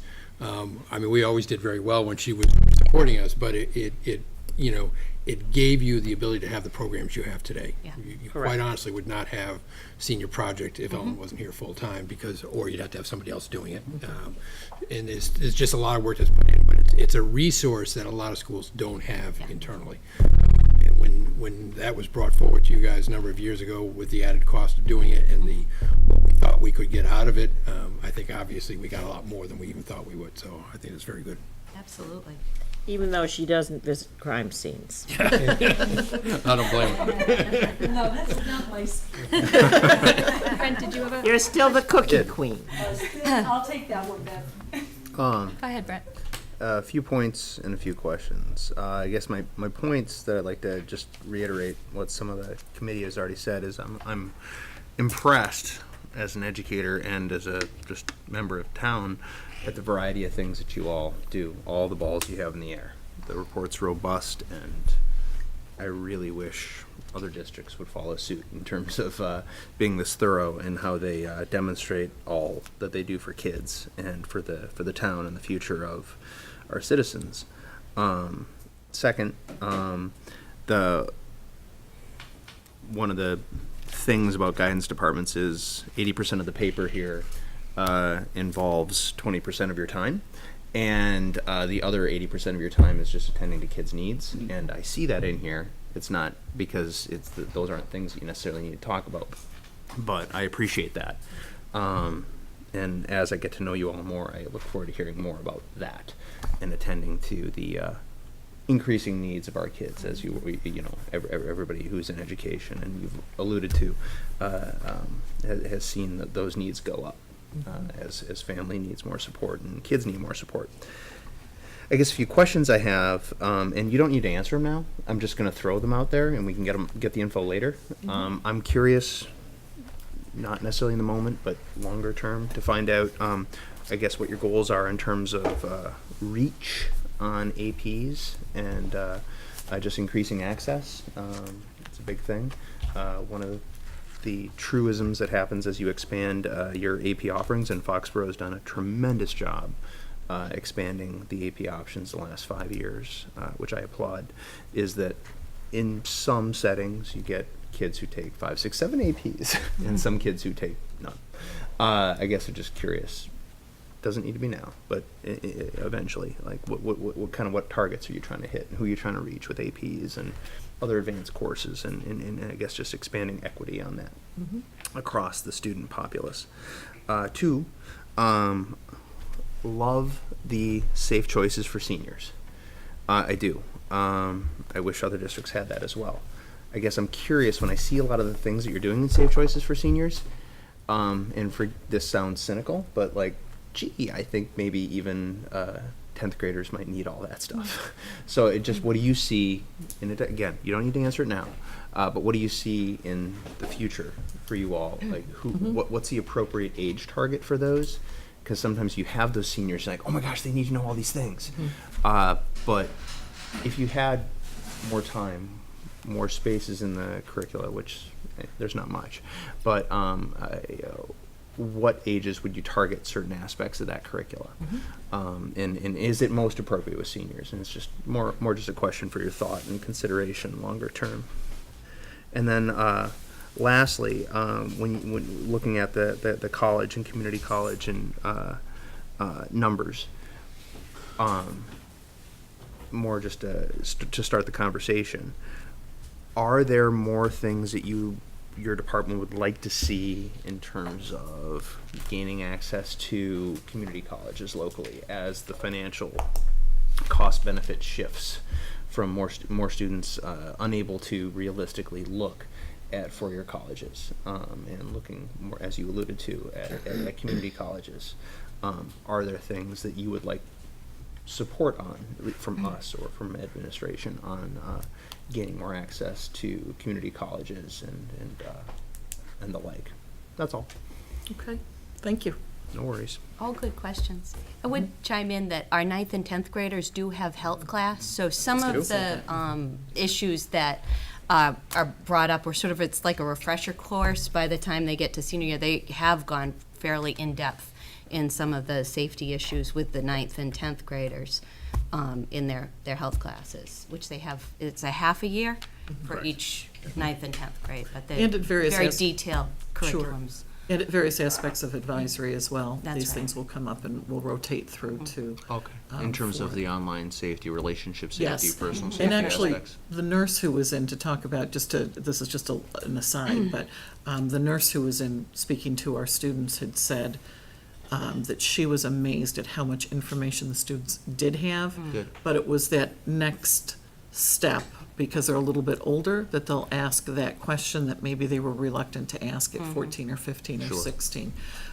So I would say to you, without a lot of detail here, that we are trying to meet the needs of the students at their different age levels, and that this is kind of that last minute before you go out the door kind of piece, and what are those other pieces that we can just emphasize again with you too. So that's a piece of it too. Thank you. Sure. Great questions, though. Rob, do you have anything? Well, Brent certainly covered some of mine. I do, a question that I always like to know is where are the gaps right now? So if you had unlimited resources right now, time, money, people being the three main resources, right? What would you be looking at that you can't look at now? Well, I'm going to defer actually to our superintendent and our assistant superintendent, because we do have our strategic plans, and we do have those areas that are of a focus area for our district K through 12.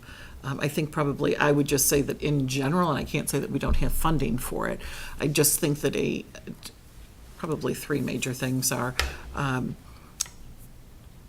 the social emotional learning piece that's in the news and very, very evident. I would also say, what can we do to just better ourselves as far as acceptance is concerned, and how do we continue to educate along that end? And probably our equity, like really diving into our equity and seeing, what it is and where it is that we can make sure that we are reaching all students, and how can we help in reaching all of those students. But I do have to say that budget, it's always been very strategic. It's always planned out. And it just as an example, which we didn't even mention, we've had tutors. We've been very fortunate to have tutors in the district to be able to help out with our students. For a number of years, we had 2 English and 2 math. Then it was 2 English and 1 math, and we really knew that we had a need on the math end of it. While the English is always there, it's there as well. And this year we were able to bring in, it just worked out that we were able to bring in that second math person. So now we have a math tutor every single day and an English tutor on kind of alternating days as best as it works in the schedule. So those are the types of things that I have to say that the district has always been very good about, but it's always, again, been very strategic with whatever it might be that we're looking at, and it's always in conjunction with a K-12 vision. I don't want to speak for the two of you, but I hope I've articulated it that way. So. Thank you. And then my one last, again, it's about, for me, a lot of in this kind of conversation is about the data. Are you doing any type of follow-up that says 5 years post-graduation? Oh, yeah. And I realize, Ellen, that would be very interesting for you. I realize it's we might not have a long track record in some of these programs, but what are you doing to say, okay, we feel like we're letting our students, this is a conversation we had back with the advisory committee back this year in the budget process, right? So how do we measure ourselves successfully? So from a guidance perspective or from a career exploration, career preparation perspective, are we tracking, even if it's anecdotally, what's going on with our students? How prepared did they feel as they made whatever step they made after they graduated from high school? Were they ready? Were they not ready? What things might have happened? Did they stick with the plan? Did they decide that, no, after 4 years of college and student teaching, that teaching wasn't for them? So that might be interesting too, to understand like kind of what is the long-term impact, because they always feel good in the moment, which, and they should. There's a lot of work that goes into this and it creates a great environment. But are we really having the impact that we think we're having long-term? So that would just be interesting for me if we were doing any type of follow-up. And that's maybe the million-dollar question, I think, for any school districts out there, Absolutely. truthfully, because it's one thing a year out, and I'm just going to speak off the top of my head, but it's one thing for a year out with our graduates. It's a whole other ballgame when you get to that second, that third, and that fourth year. How do you contact them? What are those means? You can ask for that feedback to come back. We don't always get it. When we do see that, I would say is it's more our kids who are coming back after their freshman year, and they're coming in January, or they're coming at Thanksgiving, and then they're coming again now in the spring and saying, this is what I found has worked really well. And I think the one thing that we've heard over and over again is I'm very prepared. I was so prepared. The one thing I wasn't prepared for are hard and fast deadlines. Because again, you know, teachers wanting to really be flexible with students and all of that. You get to college and it's due on this date. It doesn't matter whether you were ill. It doesn't matter whether something happened. It doesn't matter whatever it is. So if I'd love to be on whatever that docket is that we could look in 4 or 5 years down and we could patent that and send it right We can out. always use some guys' pigeon tags. Yes, right? that's very good. Yeah. To find. I like it. So. There's an idea. We don't track it, but when we do career days, so career Yes. day will be Which this is huge. coming Bite some November. back. Yes. It's usually the Tuesday of Thanksgiving week. I usually have between 50 and 60 presenters come in, and I have found they don't want to hear from, the kids don't want this, so it's for juniors and seniors. Right. And they don't really want to hear from old people like myself, truly. They want to hear from the younger people that have recently graduated. So when we did it 2 years ago, out of 53 presenters, 49 of them were past grads who left here, went to college and got their degrees in the fields that they originally left here and planned for, and came back and spoke to the kids. And we had a gamut of people. And so I'm already thinking of, I'm already planning in my brain for next November. And I've had people contact me and say, hey, I had a guy call me in September and said, you didn't call me for career day. I said, you're a year early. But he's on the calendar. I said, but I put your name in my folder, and I said, I will be calling Yes. you over the summer. So this summer I will be planning for career day so you should come. You would probably love career day. It's a great It'll day. help me, figure it out then. I'll piggyback on what you said and say that the fact that Rob asked the question, I think, is indication that you're doing such good work, because you're taking care of the kids' needs now. They have opportunity leaving here, which is amazing. And just by mere fact that we can even look forward to that, I think is a testament to the work you're already doing. So I hope you take that as a compliment. Thank you. Thank you. I appreciate it. Anyone else? Thank you for all the Thank you all very Thank much. you very much. We're a little long, but Great the presentation. presentations were great tonight. There's always with the a lot students, in so, this report. Yes. so. Do you have any birds back there? I No, I know. No I'm props. looking for an egg to be laid somewhere. Thank you all very much. Thank you. Thanks again. Right. Thank you. Our wellness committee update. Thank you for being so patient, Janice and Linda. A lot of good information. Your report We don't have was any good fan- props, though. No. Well, you could have brought us food. We brought some food, right? There was one year they brought us smoothies and pizza, I think, Oh, I to like try. the pizza. When the Yes, smoothies and the fine. pizza went in years ago, they brought those. I like But that's all right. We won't hold it against you. Next time. This was a great report, by the way. Very good. So the Foxborough Wellness team we're responsible for developing, updating policy language, implementing the policy, and annually reviewing and measuring the progress of our policy, as well as updating the public, which is why we're here. We don't have any recommended policy changes this year, which is great. I think our policy is very solid. We have gone through it, and it's well written, not too heavy, but very easy to implement. So Linda's going to talk about the health issues, because it's not just about food, believe it or not. Wellness sometimes is kind of put on food service, but it's all encompassing. The health and wellness of the students, excuse me, and one thing I wanted to say was, you were talking about the safety classes for the students. Right. So even as young as 2nd and 4th grade, we have good touch, bad touch classes, which teaches the students about interacting with strangers and what to do and getting help. So we even start in the next year we're going to start in the 4th grade also. Mm-hmm. So we do start, so it continues right up through high school with their last class as seniors. Thank you. So the nurses have been very busy this year. We did receive a grant from Partners in Patriotism for an ECG project. This was someone that I had heard about last fall when I went to a seminar. It was run by Dr. Cadigan, and is to identify potentially lethal cardiac conditions in children and in students. And having an EKG is not something that students normally do or anybody does as part of a physical. It's usually only done if someone has kind of a known cardiac condition or a heart murmur. So what he is doing now, it's a survey that he's doing through different school systems to have students have an EKG and to identify these different anomalies. And we were able to have 164 students tested in our school system.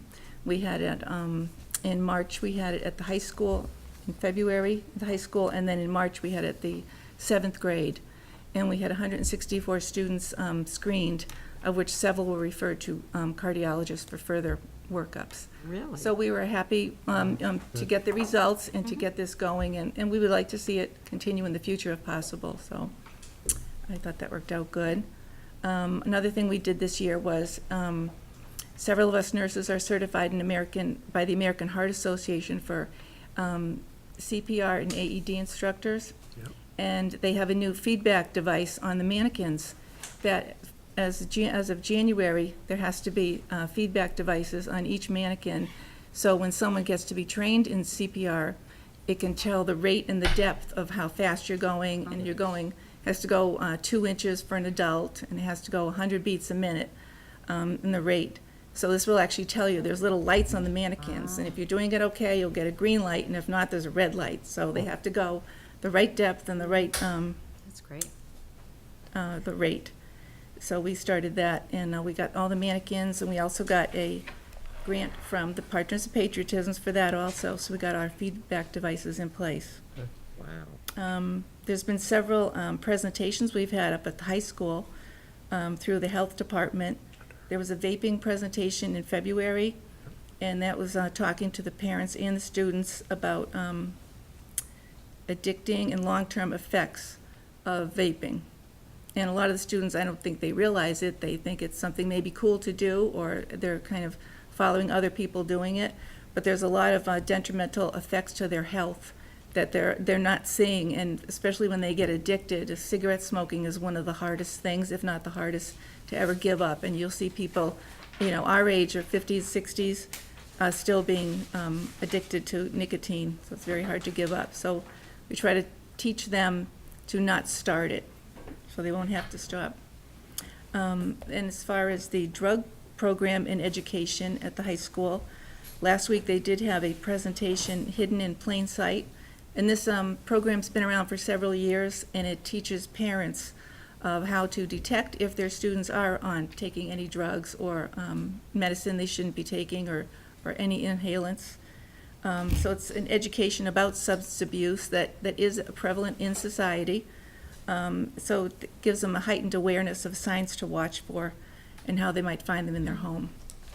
Another thing the nurses have done this in the past year is be trained in tourniquet application by the Foxborough Fire Department. So this is something that's come about because of different multiple, multiple tragedies that have occurred in the last couple of years, with the Boston Marathon being one of them, and they want to have everybody know how to apply tourniquets correctly, and it can really save lives and limbs. So we've all been trained in it, and we also have tourniquets available in all of our first aid kits, and also in all the AEDs in the buildings. So if someone was to get an AED, there would be a tourniquet there also available. So we're trying to keep everything up and keep all our supplies available for everybody in case of an emergency. There's always something new, challenging coming along, but we're always learning something new and trying to keep up with everything. Does anyone have any questions? It's all great. I went to the vaping presentation in February. It was excellent. Scary. Yeah, scary excellent, but it was an Scarily excellent excellent. presentation, Yep. scary information, for sure. So, thank Is the ECG, is that sustainable over time? You mentioned being interested in continuing that. Was that a one and done grant, or is that something you can? Well, that was something that Dr. Cadigan does as a part of a study. Okay. But I believe they said that they would be willing to come back next year to do it again. Okay. Each parent does have to pay, I believe it's like $25.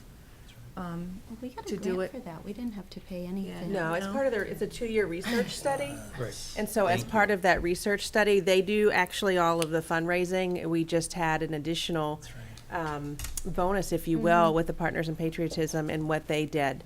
But they're not charging Yeah. parents because it is part of this 2-year research study to change legislation so that well visits will change going forward. And the idea is when you think about taking your child for a well visit over the last, 20, 30 years, has that changed when we know that so much has changed?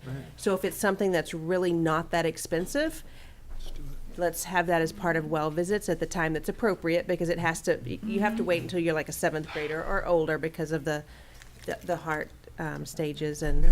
But it is, the goal with that research study is to change how well visits are done and with insurance companies and what they will pay as part of the well visits. Yeah, when my son's results came in the mail, he happened to have his physical, his well physical, the next day. So I took the results to his pediatrician just to keep in the file, and she was thrilled. She's like, "Oh, I'm so glad they're doing that. This is fantastic." So it really is an excellent program to participate in. But thank you, Linda, for your presentation. Does anyone else have any questions for Linda before we move on to food service? Food service. All right. So we made the leap and went to real silverware this year and real trays everywhere, and trying to reduce our foam usage, which it's going okay. It's kind of expensive. But, when you compare what we've spent on disposables versus, we have saved money on disposables, so. And it's just more environmentally responsible, and I think a better eating experience with a real fork. Eating salad with a real fork is like a... Instead of with a spork. Well, no sporks in the house, but a plastic fork is, not so good.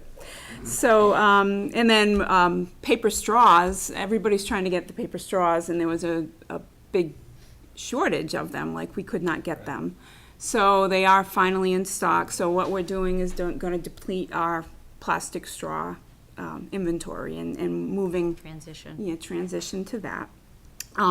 We started the breakfast program in all the elementary schools this year. So last year we had Ahern. We brought Ahern on board with breakfast, and now it's in all 5 schools, which is fantastic. So we're doing probably 250 breakfasts a day district-wide. And it's not just low income. It's pretty much down the middle.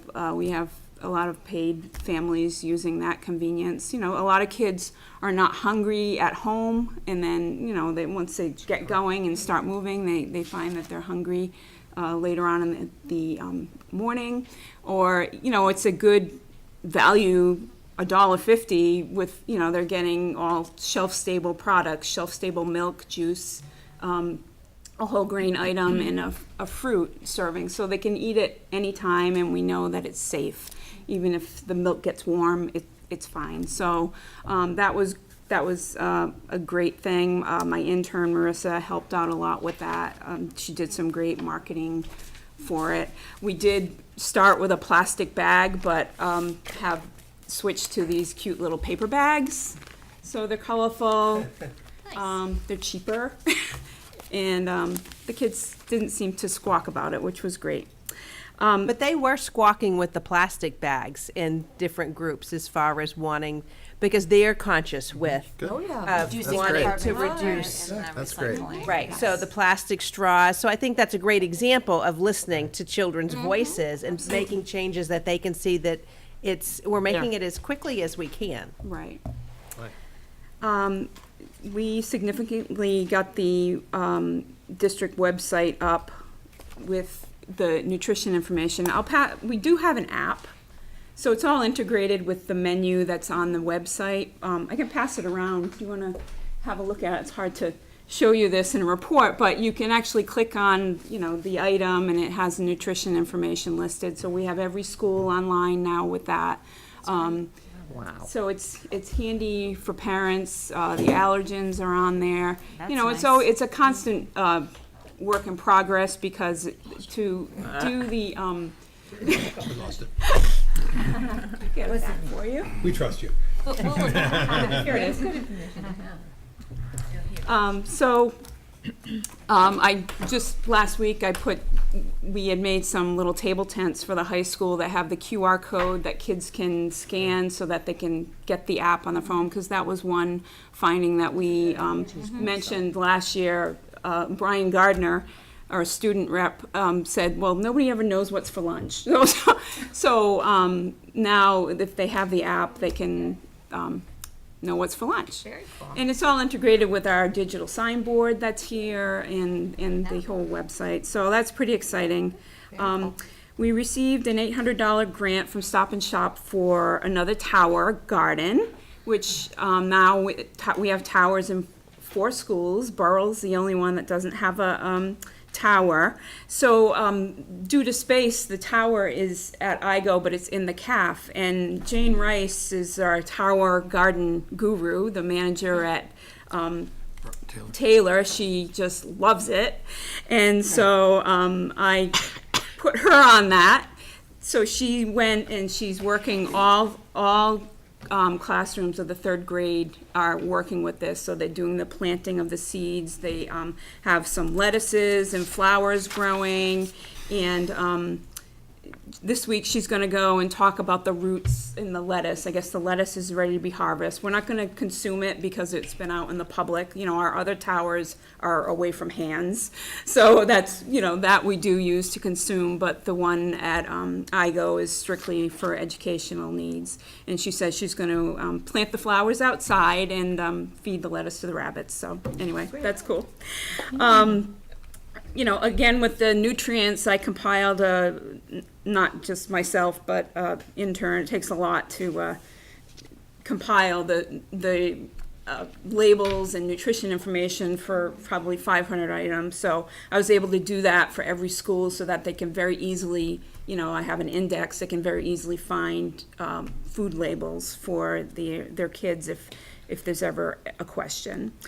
We picked up services for School Food Service of New England, which they provide green cleaning products, but then they're pre-portioned, which is great, so that we know they're at the right calibration for cleaning and sanitizing. But in addition, they also come once a month and do these mini inspections at all the schools, and they have like a mini lesson. So not only are we having, the twice a year, regulated Board of Health inspection, we're having these monthly. And I gotta say, I get a comprehensive report for every school, and they're always excellent. And, they look at things like employee presentation and proper hand washing and food storage. So I think this is fantastic, and it's good that it's good, safe food, good, safe environment. We started in April taco salad bar and Caesar salad bar at the high school, and it's been flying crazy. Both of them? Well, taco more so. So we do it Monday through Thursday so that kids have a choice. If they don't like the particular lunch item, they can go and get that. And, you know, we're doing upwards of like 90 a day, which is amazing, you know, probably 25% of our total meal sales. So we alternate the week. So the opposite week, it's a Caesar salad bar, so they can go and choose different chicken options and toppings. So that's been great. So that's what's been happening in Food Worlds. The committee for the goals for next year is probably conduct an assessment, a formal assessment once every 3 years. We want to just continue with the progress that we've already made with the disposables and collaborate with various departments, to particularly kids, to make some PSAs and brighter signage. I mean, I already had Mrs. Titmus help me out last week when, you know, we got a new supply of forks. And at every lunch she said, you know, she talked it up about being, you know, responsible with the forks and so on. So that's great. And she's already agreed that she's going to have the We Club get more involved. So we're going to collaborate a lot. So that's exciting. And another goal that we want to try to do is increase the amount of food samplings, and particularly more ethnically diverse foods. So I did apply. The Department of Ed had a grant they just announced a couple weeks ago, and it's they bring a chef from Framingham State in to work with your staff directly, and it's different cultural foods, and it's like real time. The chef comes in, and it ends up being like a lunch choice, and trains the staff, and they have themes like Asian food or Mediterranean or Latin. So to be announced if we do get that grant, is $1,000. So I hope that comes through. So Awesome. That's what we've done this year. Well, I think it's fantastic. It's a lot. Does anyone have any questions Good for for you. Janice? Oh, I think I'll have to come try one of those taco salads. They're the best. I think I have to check Sam's account. I bet he's eating tacos every day. That's fantastic. I just want to say I love your Facebook page. I see it pops up on my feed all the time, and I always learn something. I'm like, oh, that's cool. I didn't know we were doing that, because, you know, when they're in elementary school, they come home and say, oh, the best thing happened in the cafeteria today. We had, you know, grapes on our lunch or something.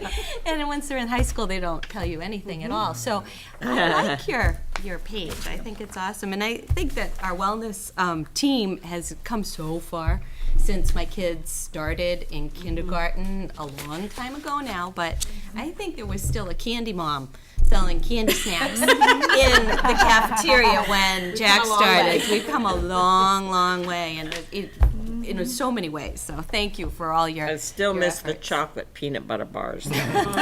We'll get you some. I always think I might want to have like a retro lunch day. Oh yeah. Get out the old recipes. Wouldn't that be fun? Jello salad out there.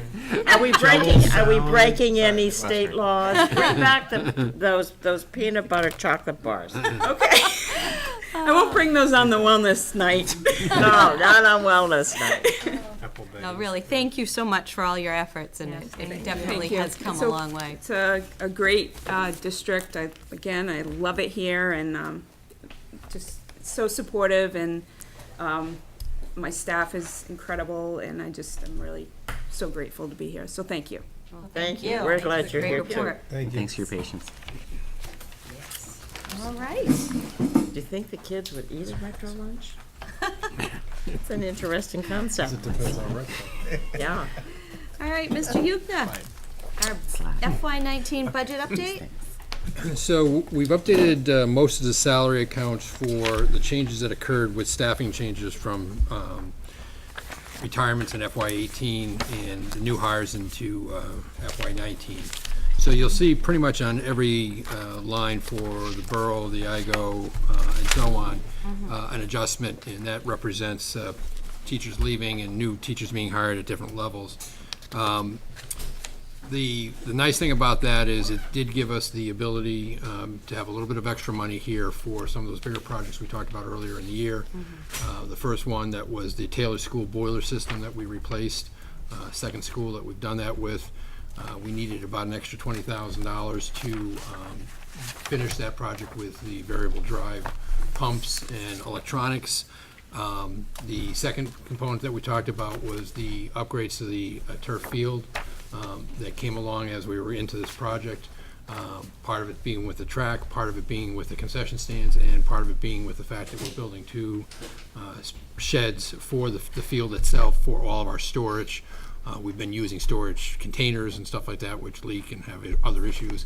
Plus, you're paying the rent on an annual basis. So we've actually now we've got one of the sheds almost completed. We'll have the second shed done, and everything will be self-contained at the turf field. All the equipment will be there, and it will be able to be put away and stored and locked up. So a lot of advantages to us. But basically, what we've done is we've taken this excess salary money at this point and funded those projects. So we won't have to go back to the town for the money in any way. I still believe that by the time we're completed at the end of the year here, we will have a few dollars more that we'll harvest from some of the salary accounts for changes that we made. And over the last couple of years, we've been pretty successful in giving money back to the general fund as well. So we have obviously our priorities internally to make sure that we do those things first. And we've been very successful not going back to the town for anything on those smaller levels by using these funds, and I think that's our first priority. But then the funds that are left, We haven't gone back to the town for Ever. a long. no. I mean, we go back, we do big projects like through the CIP and stuff like that, but Right. we have never gone back for to deal with the minor that's issues within excellent the management. district. Thank So, you. So basically, we at this point, you can see we have about 26,000, I believe, remaining that we haven't spent. Of course, my printout didn't print it out right, but just about 26,000, and that obviously will continue forward. We're still looking at a few other smaller projects. One of the things we've also done is we've been addressing all of the water coolers throughout the district and trying to change those out with the new bottle drive units that basically, a lot of the parents were requesting that, but also a lot of the students were. So we've been going down. The nice thing about that, even though we've have our water tested on a regular basis, we're required to do testing every year. A lot of the problems districts were having were with the actual water bubblers themselves. Right. Now ours were all newer, so we really didn't have that issue. But even still, by bringing in the newer equipment, we know we definitely don't have the problem. But we're also encouraging the kids to obviously drink water and use whether it's a plastic bottle that they refill or just a container that they carry around. Again, not having to recycle something every 5 minutes, it's a good way to go. So, again, we're trying to deal with some of these other issues, and I think we've been pretty successful with it. So you're seeing a lot more money go into our plant and equipment over the last 3 or 4 years. But I can tell you right now, we are really starting to see the end results, and we have fewer and fewer of these projects left, which is nice. So, Excellent. getting there. So I would appreciate if you would approve this one, which basically does allow us to spend that money in those areas. Bill, quick question. Sure. Is there this is or just related to something you had mentioned about this.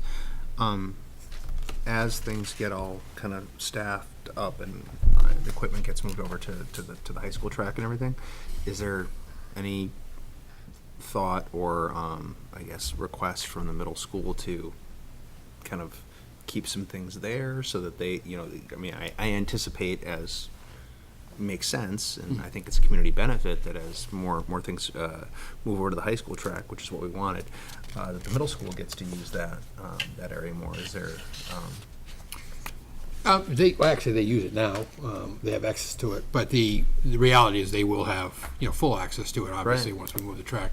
The things we're talking about moving are things that we typically wouldn't use on a junior high level. That's like your high jumps, that type of big matting systems. Sure. Hurdles you typically wouldn't use on a Jump pits middle and school, things. because they're 2 feet tall. Yes. So those are the things that we would move over. Again, being able to put them away and lock them up. We did buy specialty equipment, our gator and stuff like that, for the turf field maintenance. We have. I hope you guys all know We did have Kevin Corliss leave. We brought in a new person to replace Kevin. Mike has done an excellent job. And actually, it was nice because not having any knowledge of this stuff, you find everything on YouTube anyway, but he really did a lot of research. And if you go out to that turf field, because he's now doing things a little bit differently, and he's actually challenging us with some different equipment requirements and stuff, the field has looked phenomenal. It's a 5-year-old field practically, and it really looks good. Good. So I think, again, the right care on these things, they can last longer than the 8 to 10 years. But you got to be really on top of it. And so we've always had somebody that's done it, specifically for that turf field. Again, I think Mike's taking it to another level, and I think it's just great to see the quality. And again, it's being used constantly. So it's not only obviously our athletes on the school level, but every night, it's youth sports are out there as well. So, and we maintain it for everything. So. And it is so true as far as looking at the conditions. I've been on a lot of different turf fields this spring in a lot of different school systems, and it's amazing when you look at them. They just don't look so good, and ours looks so good. And it's because of the care. Yeah, and the equipment's expensive, so that's why we wanted the right place to put things and make sure we could lock it up and keep it. So that's Take care of it. that's why I appreciate the fact that you support like the sheds and stuff like that, because it just makes it so that the guys can do their job. Right. So. Excellent. Well, I would like to recommend that we accept the FY 19 budget update as presented by Mr. Yukna. Second. Any other questions? Further discussion? All those in favor? 5-0-0. Thank you, Bill. Thank you. All right. We have next up is the school committee vote to reappoint Dr. Amy Berdos as a voting member of the Bi-County Collaborative BICO Board of Directors for the 2019-2020 school year. This is just an annual appointment that you appoint me as being the superintendent to represent Foxborough as we are one of the members of the BICO group. Do you have any questions about BICO or Amy's role there? Anyone want to make a motion? Brent, Gentlemen. go ahead. Make a motion, Brent. So nervous. No. Well, you have to make the first one. Fine. I make a motion to reappoint Dr. Amy Berdos as a voting member of the BICO Board of Directors for the 2019-2020 school year. I'll second it. Any further discussion? All those in favor? 5-0-0. Thank you, Amy. Congratulations. Squeaked by, Dr. Berdos. All right. Now, next up is our 2019-2020 subcommittee appointments. We have a policy subcommittee, and we have a budget subcommittee, and typically we have 2 members who are on each of those. Last year, Richard and Chris were on the policy, and Marilyn and I were on budget. Bevy and I have done policy together several years. Bevy was appointed to policy and did it until... Bevy wrote the book to begin with? The original No. And she threw it at you. Years and years and years. Thank you. So, So I'm does willing anyone to have any share that preferences? We generally come to a responsibility. consensus on who does what. I'll stay on policy. You want to stay on policy? All right. Would anybody like to join Richard on policy? If he'll accept me. I think, well, you with having a master's degree in public policy, I would think would be an ideal candidate. Wow. Because sure you to be seem in to have Richard's way.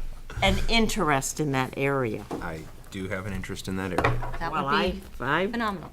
So, think those should be our 2 appointees. excellent. Excellent. Rob and Bevy, will you do our budget subcommittee? Certainly. Excellent. Well, do you still, I mean, you love it so much. Budget? Yeah. Love, is love really the right word? Totally saw that. She just extracted herself. No, but I love the budget, but it's perfectly. I am I am currently the school committee's representative to the school building committee, and that is kind of keeping me quite busy with our Borough School project really heating up over the next few months. So if Oh, you that's wouldn't mind, I would like to continue as the school building committee representative. So I if you could- think it's very important to continue that continuity, because the state people are so familiar with your name and everything also. I think that's very important. So that would be my preference, if you wouldn't mind going with Rob on the budget subcommittee for this I will do budget that season. as long as you don't look at my personal finance. Like I'm the challenges. consolation prize or something. Well, and budget is a good fit since you're just coming off your tour of duty on the AdCom. So there'll be an opportunity to switch things up. Oh, yeah, Next year. All right, so I think we reference check on that, are right? all we have consensus on our committee appointments. We also, He's getting all of it. Bevy, you've been the liaison to the recreation department for the last number of years. Well, everybody joked when I was the newbie and I got it, and I've done it ever since. And you love it. Well, I think in honor of you being now the second longest serving school committee person behind Venego, it's only appropriate. That I do it. That's right. That's why we don't want to break that pattern. Well, actually, what they do is once you become that, the selectmen send you a little invitation to be it 3 years. So you go and you get sworn in again as a full member. There are a lot of advantages. I mean, it's really fun in being involved with the young people. Sometimes it is not that many meetings because, like, I'm at the school committee meeting, but the rec meeting is The first Monday of the month.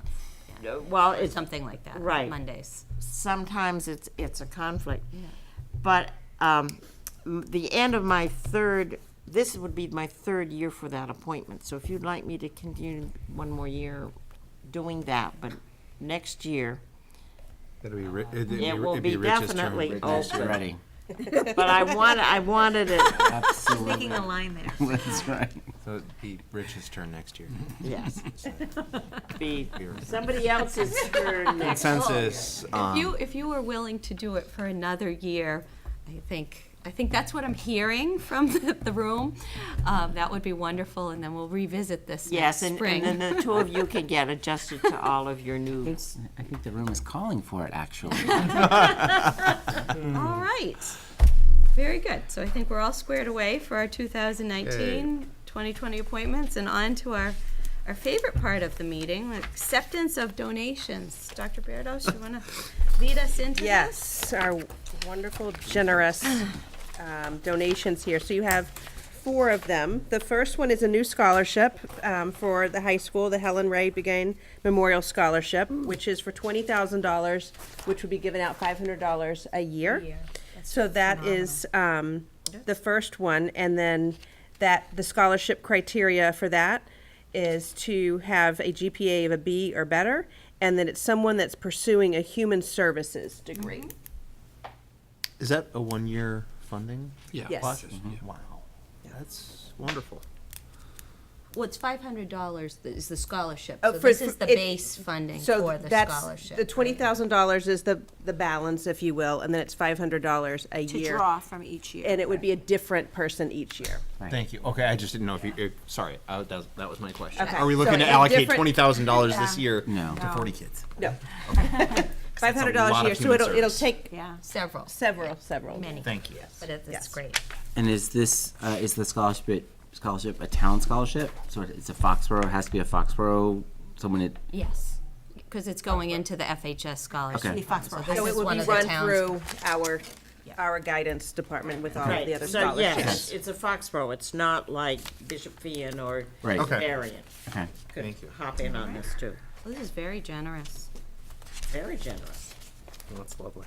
I would like to recommend that we accept the new scholarship, Helen Ray Began Memorial Scholarship, for somebody interested in service, public service. Second. Any further discussion? All those in favor? We accept with We accept with gratitude. gratitude, 500. Thank you. So the second one that you have here, again, so generous, the Patriots and, the Partners in Patriotism Fund, they have They've been made unbelievable. so many donations in such varied groups across the district. So this one is to support DECA, as they have done in the past, for both district and state competitions. As you know, that we had students that did so well this year and went down to internationals in Orlando. So this is for $1,900. That's exciting. 1900. Very generous. Your turn to jump in and, Rob, we want to get your feet wet too. Okay, so will I make a motion that we accept the partners in the contribution to the FHS DECA fund from Partners in Patriotism in the $1,900, the amount of $1,900. Second. Any further discussion? All those in favor? 500. Thank you.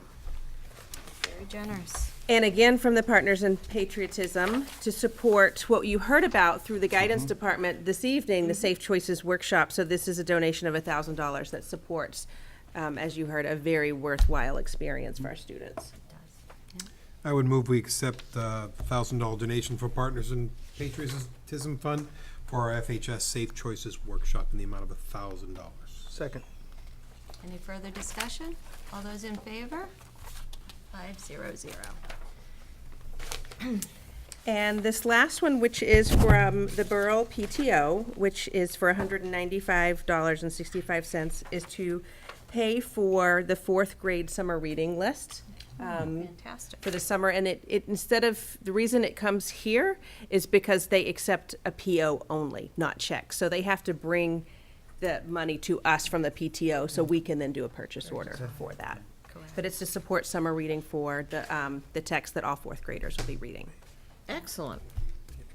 I move that we accept the donation from the Borough PTO in the amount of $195.65 to support summer reading. Second that. Any further discussion? All those in favor? 500. Oh, we are lucky to have such generous donors for We all have of a our lot programs. of community support. Absolutely. Extended community support. Outstanding, We're really. very fortunate. On to other matters. Amy, would you like to start? Sure. I'm sure that what I'm going to say, many of you will say, which is number one, our jazz ensemble at the Ellington. To be able to place 3rd That was phenomenal. nationally, just amazing. And we beat professional jazz high schools. I mean, a jazz high school, which is, to me, is amazing. They're really outstanding. I know a lot of us were at the Pops, and just being able to hear them, and they just continue to inspire, I think, with their music and what they're able to accomplish in the repertoire of music that they play really speaks to why they do so well. And I'm really excited for Aaron Bush as the director to be able to go and to be there. And even those that went from here to support, I know Mr. Massey and his wife were there, and being able to tune into it live. I know Allison, she was on it the whole time.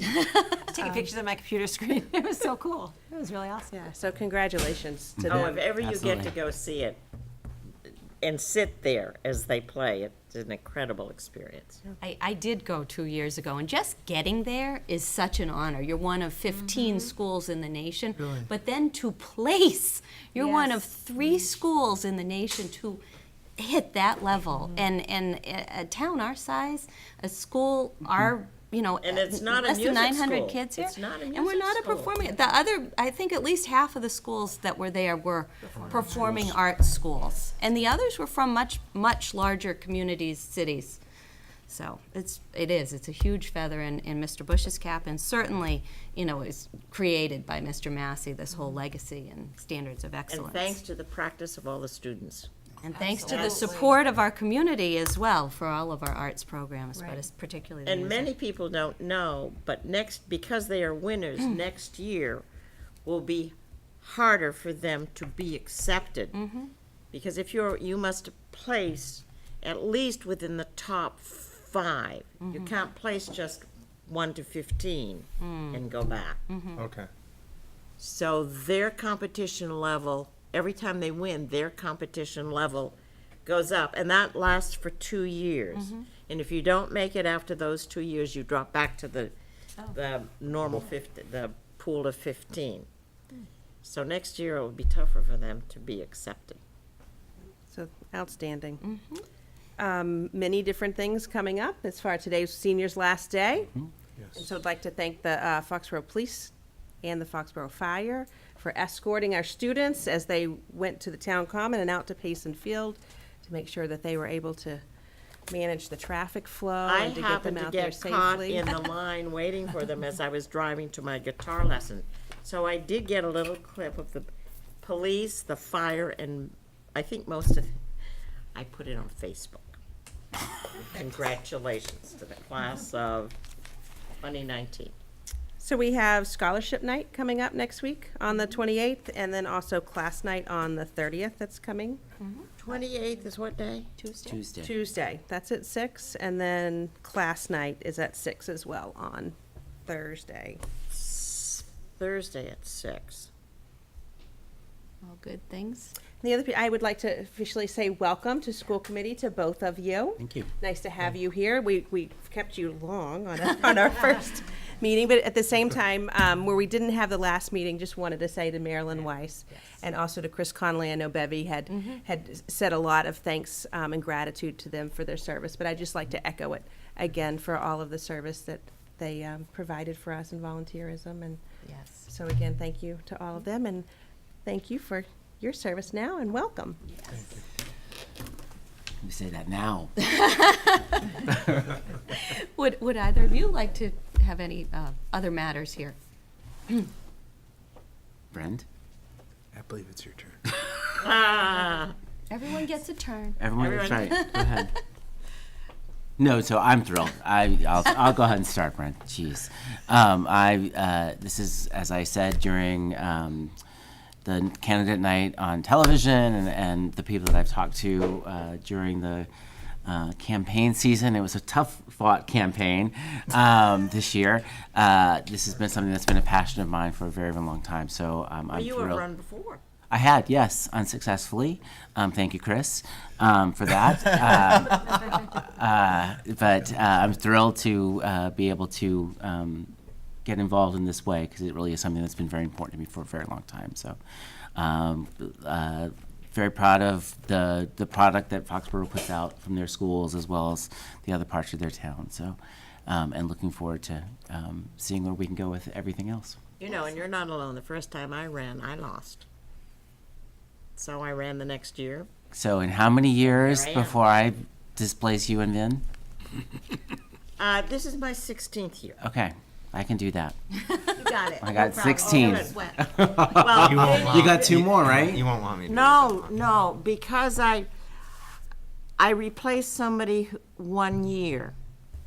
He moved out of town, so he had always said, when child number 4 graduates, I'm leaving town. Well, he literally did. So I started 1 year. So then I'm doing 3. So that's what gives me a funny, The leg up.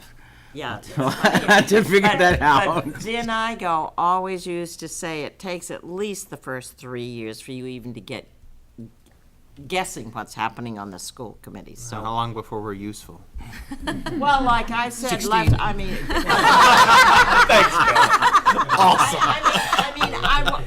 I was in at the legislative day the other day, and 16 years, and here I am learning something I had no idea. And take that charting the course as soon as you can. And like Brent, you really should, because, well, it'll ask many questions, but also, please, if you have questions, you can call me or text me. Any of us, really. Right. Because you won't be able to, you probably wouldn't want to take off 1 or 2 days of school to go to the convention in November. I work for somebody who may have an issue with that. And that's what I was thinking. Yeah. But the sooner you do it, the more. And there is so much that every 3 or 4 years, I've always taken myself back and I've done a refresh course. Nice. Plus whatever's going on on the Cape for those conventions. And if you can possibly go, Sure. sneak some off. He took some time off from work to go. Did? Thank you. Now you've had plenty of time to come up with something that's going to dazzle all of us. Really? Yeah, absolutely. Well, actually, I was thinking about it. The second week that I lived in Foxborough, not all that long ago, I was just enjoying my experience in town, and I was thinking about how I could possibly get involved in town government. And I came to a school committee meeting, and I sat right there, and it was program of studies night in the fall, and I got to listen to all the schools present their programs of study, and then I kind of looked at everybody on the committee, and I cold called a couple of people, and Mr. Stephen Uden offered to talk to me, and he said, "Hey, you should really you should consider getting educated and joining AdCom," which I did. And I've loved that experience. And anyway, I'm thrilled that I'm able to be here with you all and join you in this work, because it's important work, and I'm just delighted to have a hand in it. So I hope to be useful before my 15th year.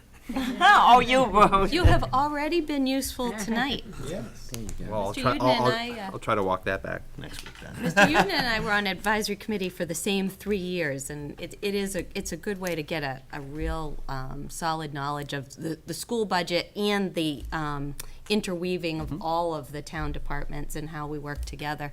And that actually brings me to what I wanted to say, which is thank you to everyone who came out to town meeting and supported the school budget in its entirety as presented by Mr. Yukna and Dr. Beardos, to the advisory committee.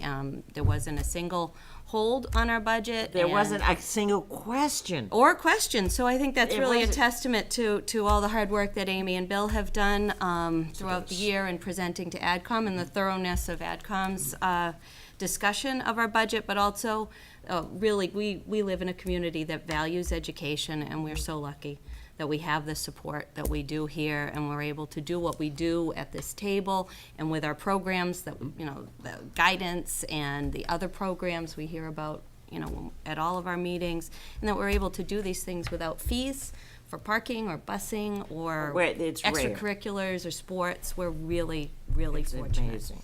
So, Richard, anything? I was going to say jazz, so well said. Debbie? I just, because you are new members, I just want to explain how this works. Although Tina is now the new seated chair going to, into graduation, my name is on the diplomas, because it is the seated chair during the senior year of the person Gotcha. whose name.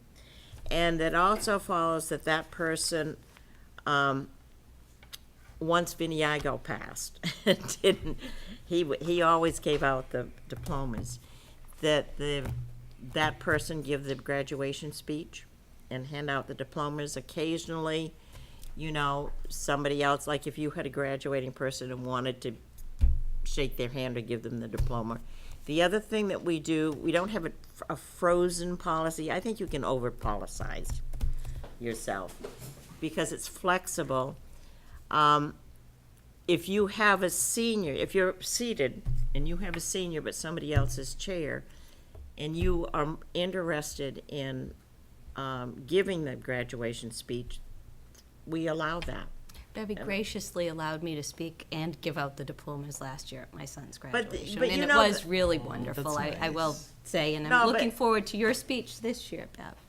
Well, I don't know. I always try to look at the lyrics of the song of the senior class, Yeah. and I'm thinking, oh my, this year. And there's one, it's a rap, and one of it is you, me, and the futon. So I don't know what I'm going to Okay. do with Well, that could be interesting. you, No. me, and the futon as I part think of what a lyrics. wonderful thing to make safe choices then.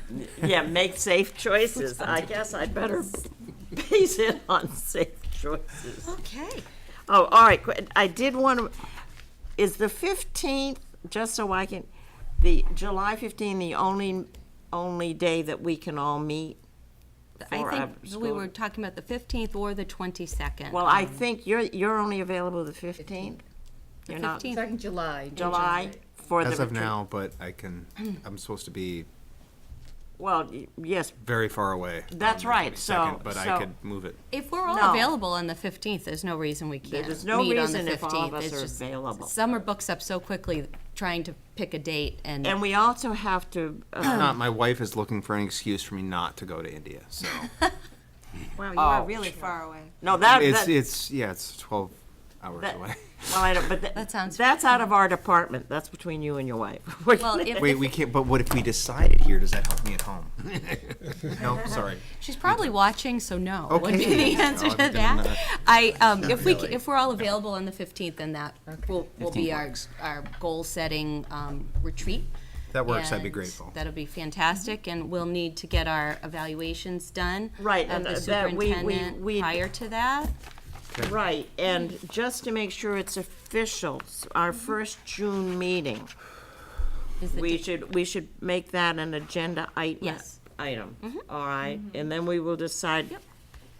And the way that, you won't be doing it, we just have to make sure Chris and, Yep, I will make sure that they're on board and they get their evaluations done and to us then- and are and then invited to to- come yeah. to We the don't do that. July meeting as well. You won't have, No, you'll nor have an should we. opportunity to go through the process with us, but So you the know how to do it previous next year. year's school committee members will do the evaluation of the and then I did superintendent. have one other congratulations to do.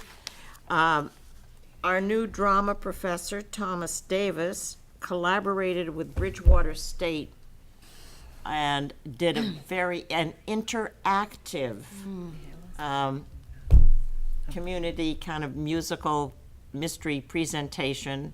And there were 3 different venues you could follow through, and a takeoff on the Adventures with Oz, and we all ended up at the same time in the, Bevy got on the track that had the snacks. I did. I found out the one that had the snacks. I went in that one. We were on the same track, Bevy, mine had snacks. I did.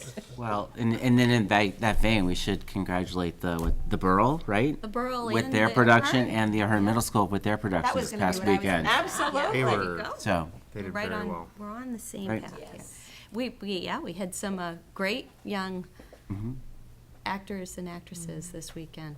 I would also add that the Foxborough High School Art Department, and it was part of Senior Project, Oh, did street the Street painting. Painting Festival at Patriot Oh. Place on Saturday, and it was outstanding. The talent, the family involvement, the elementary students, the high school students. It was, finally, the one day it didn't rain. They had a perfect day for it Yes. this year. Oh, that was glorious. I missed it, and I was sorry because it is a phenomenal day with our art department, but the junior prom was Saturday as well, so we had a lot going on, and that went very successfully as well. So lots of good things happening here in It's Foxborough. worth mentioning that our junior firefighters were also there doing fire safety with our students, which was really, that's very cool. I had my son's college graduation on Saturday, so I was. Congratulations, that's fantastic. So I have a college graduate day. Wow. I got 2. Yeah. Yeah, that's right, you I have. got one more and then 2 more after that, so. She'll eventually pass. And we need to have our photo taken, please. We can do that after we Right, adjourn, adjourn. unless anybody else has anything to offer. I Is make there a motion that we adjourn the meeting. Excellent. Do I have a second? Seconds. All in favor? 500. Good night, everybody.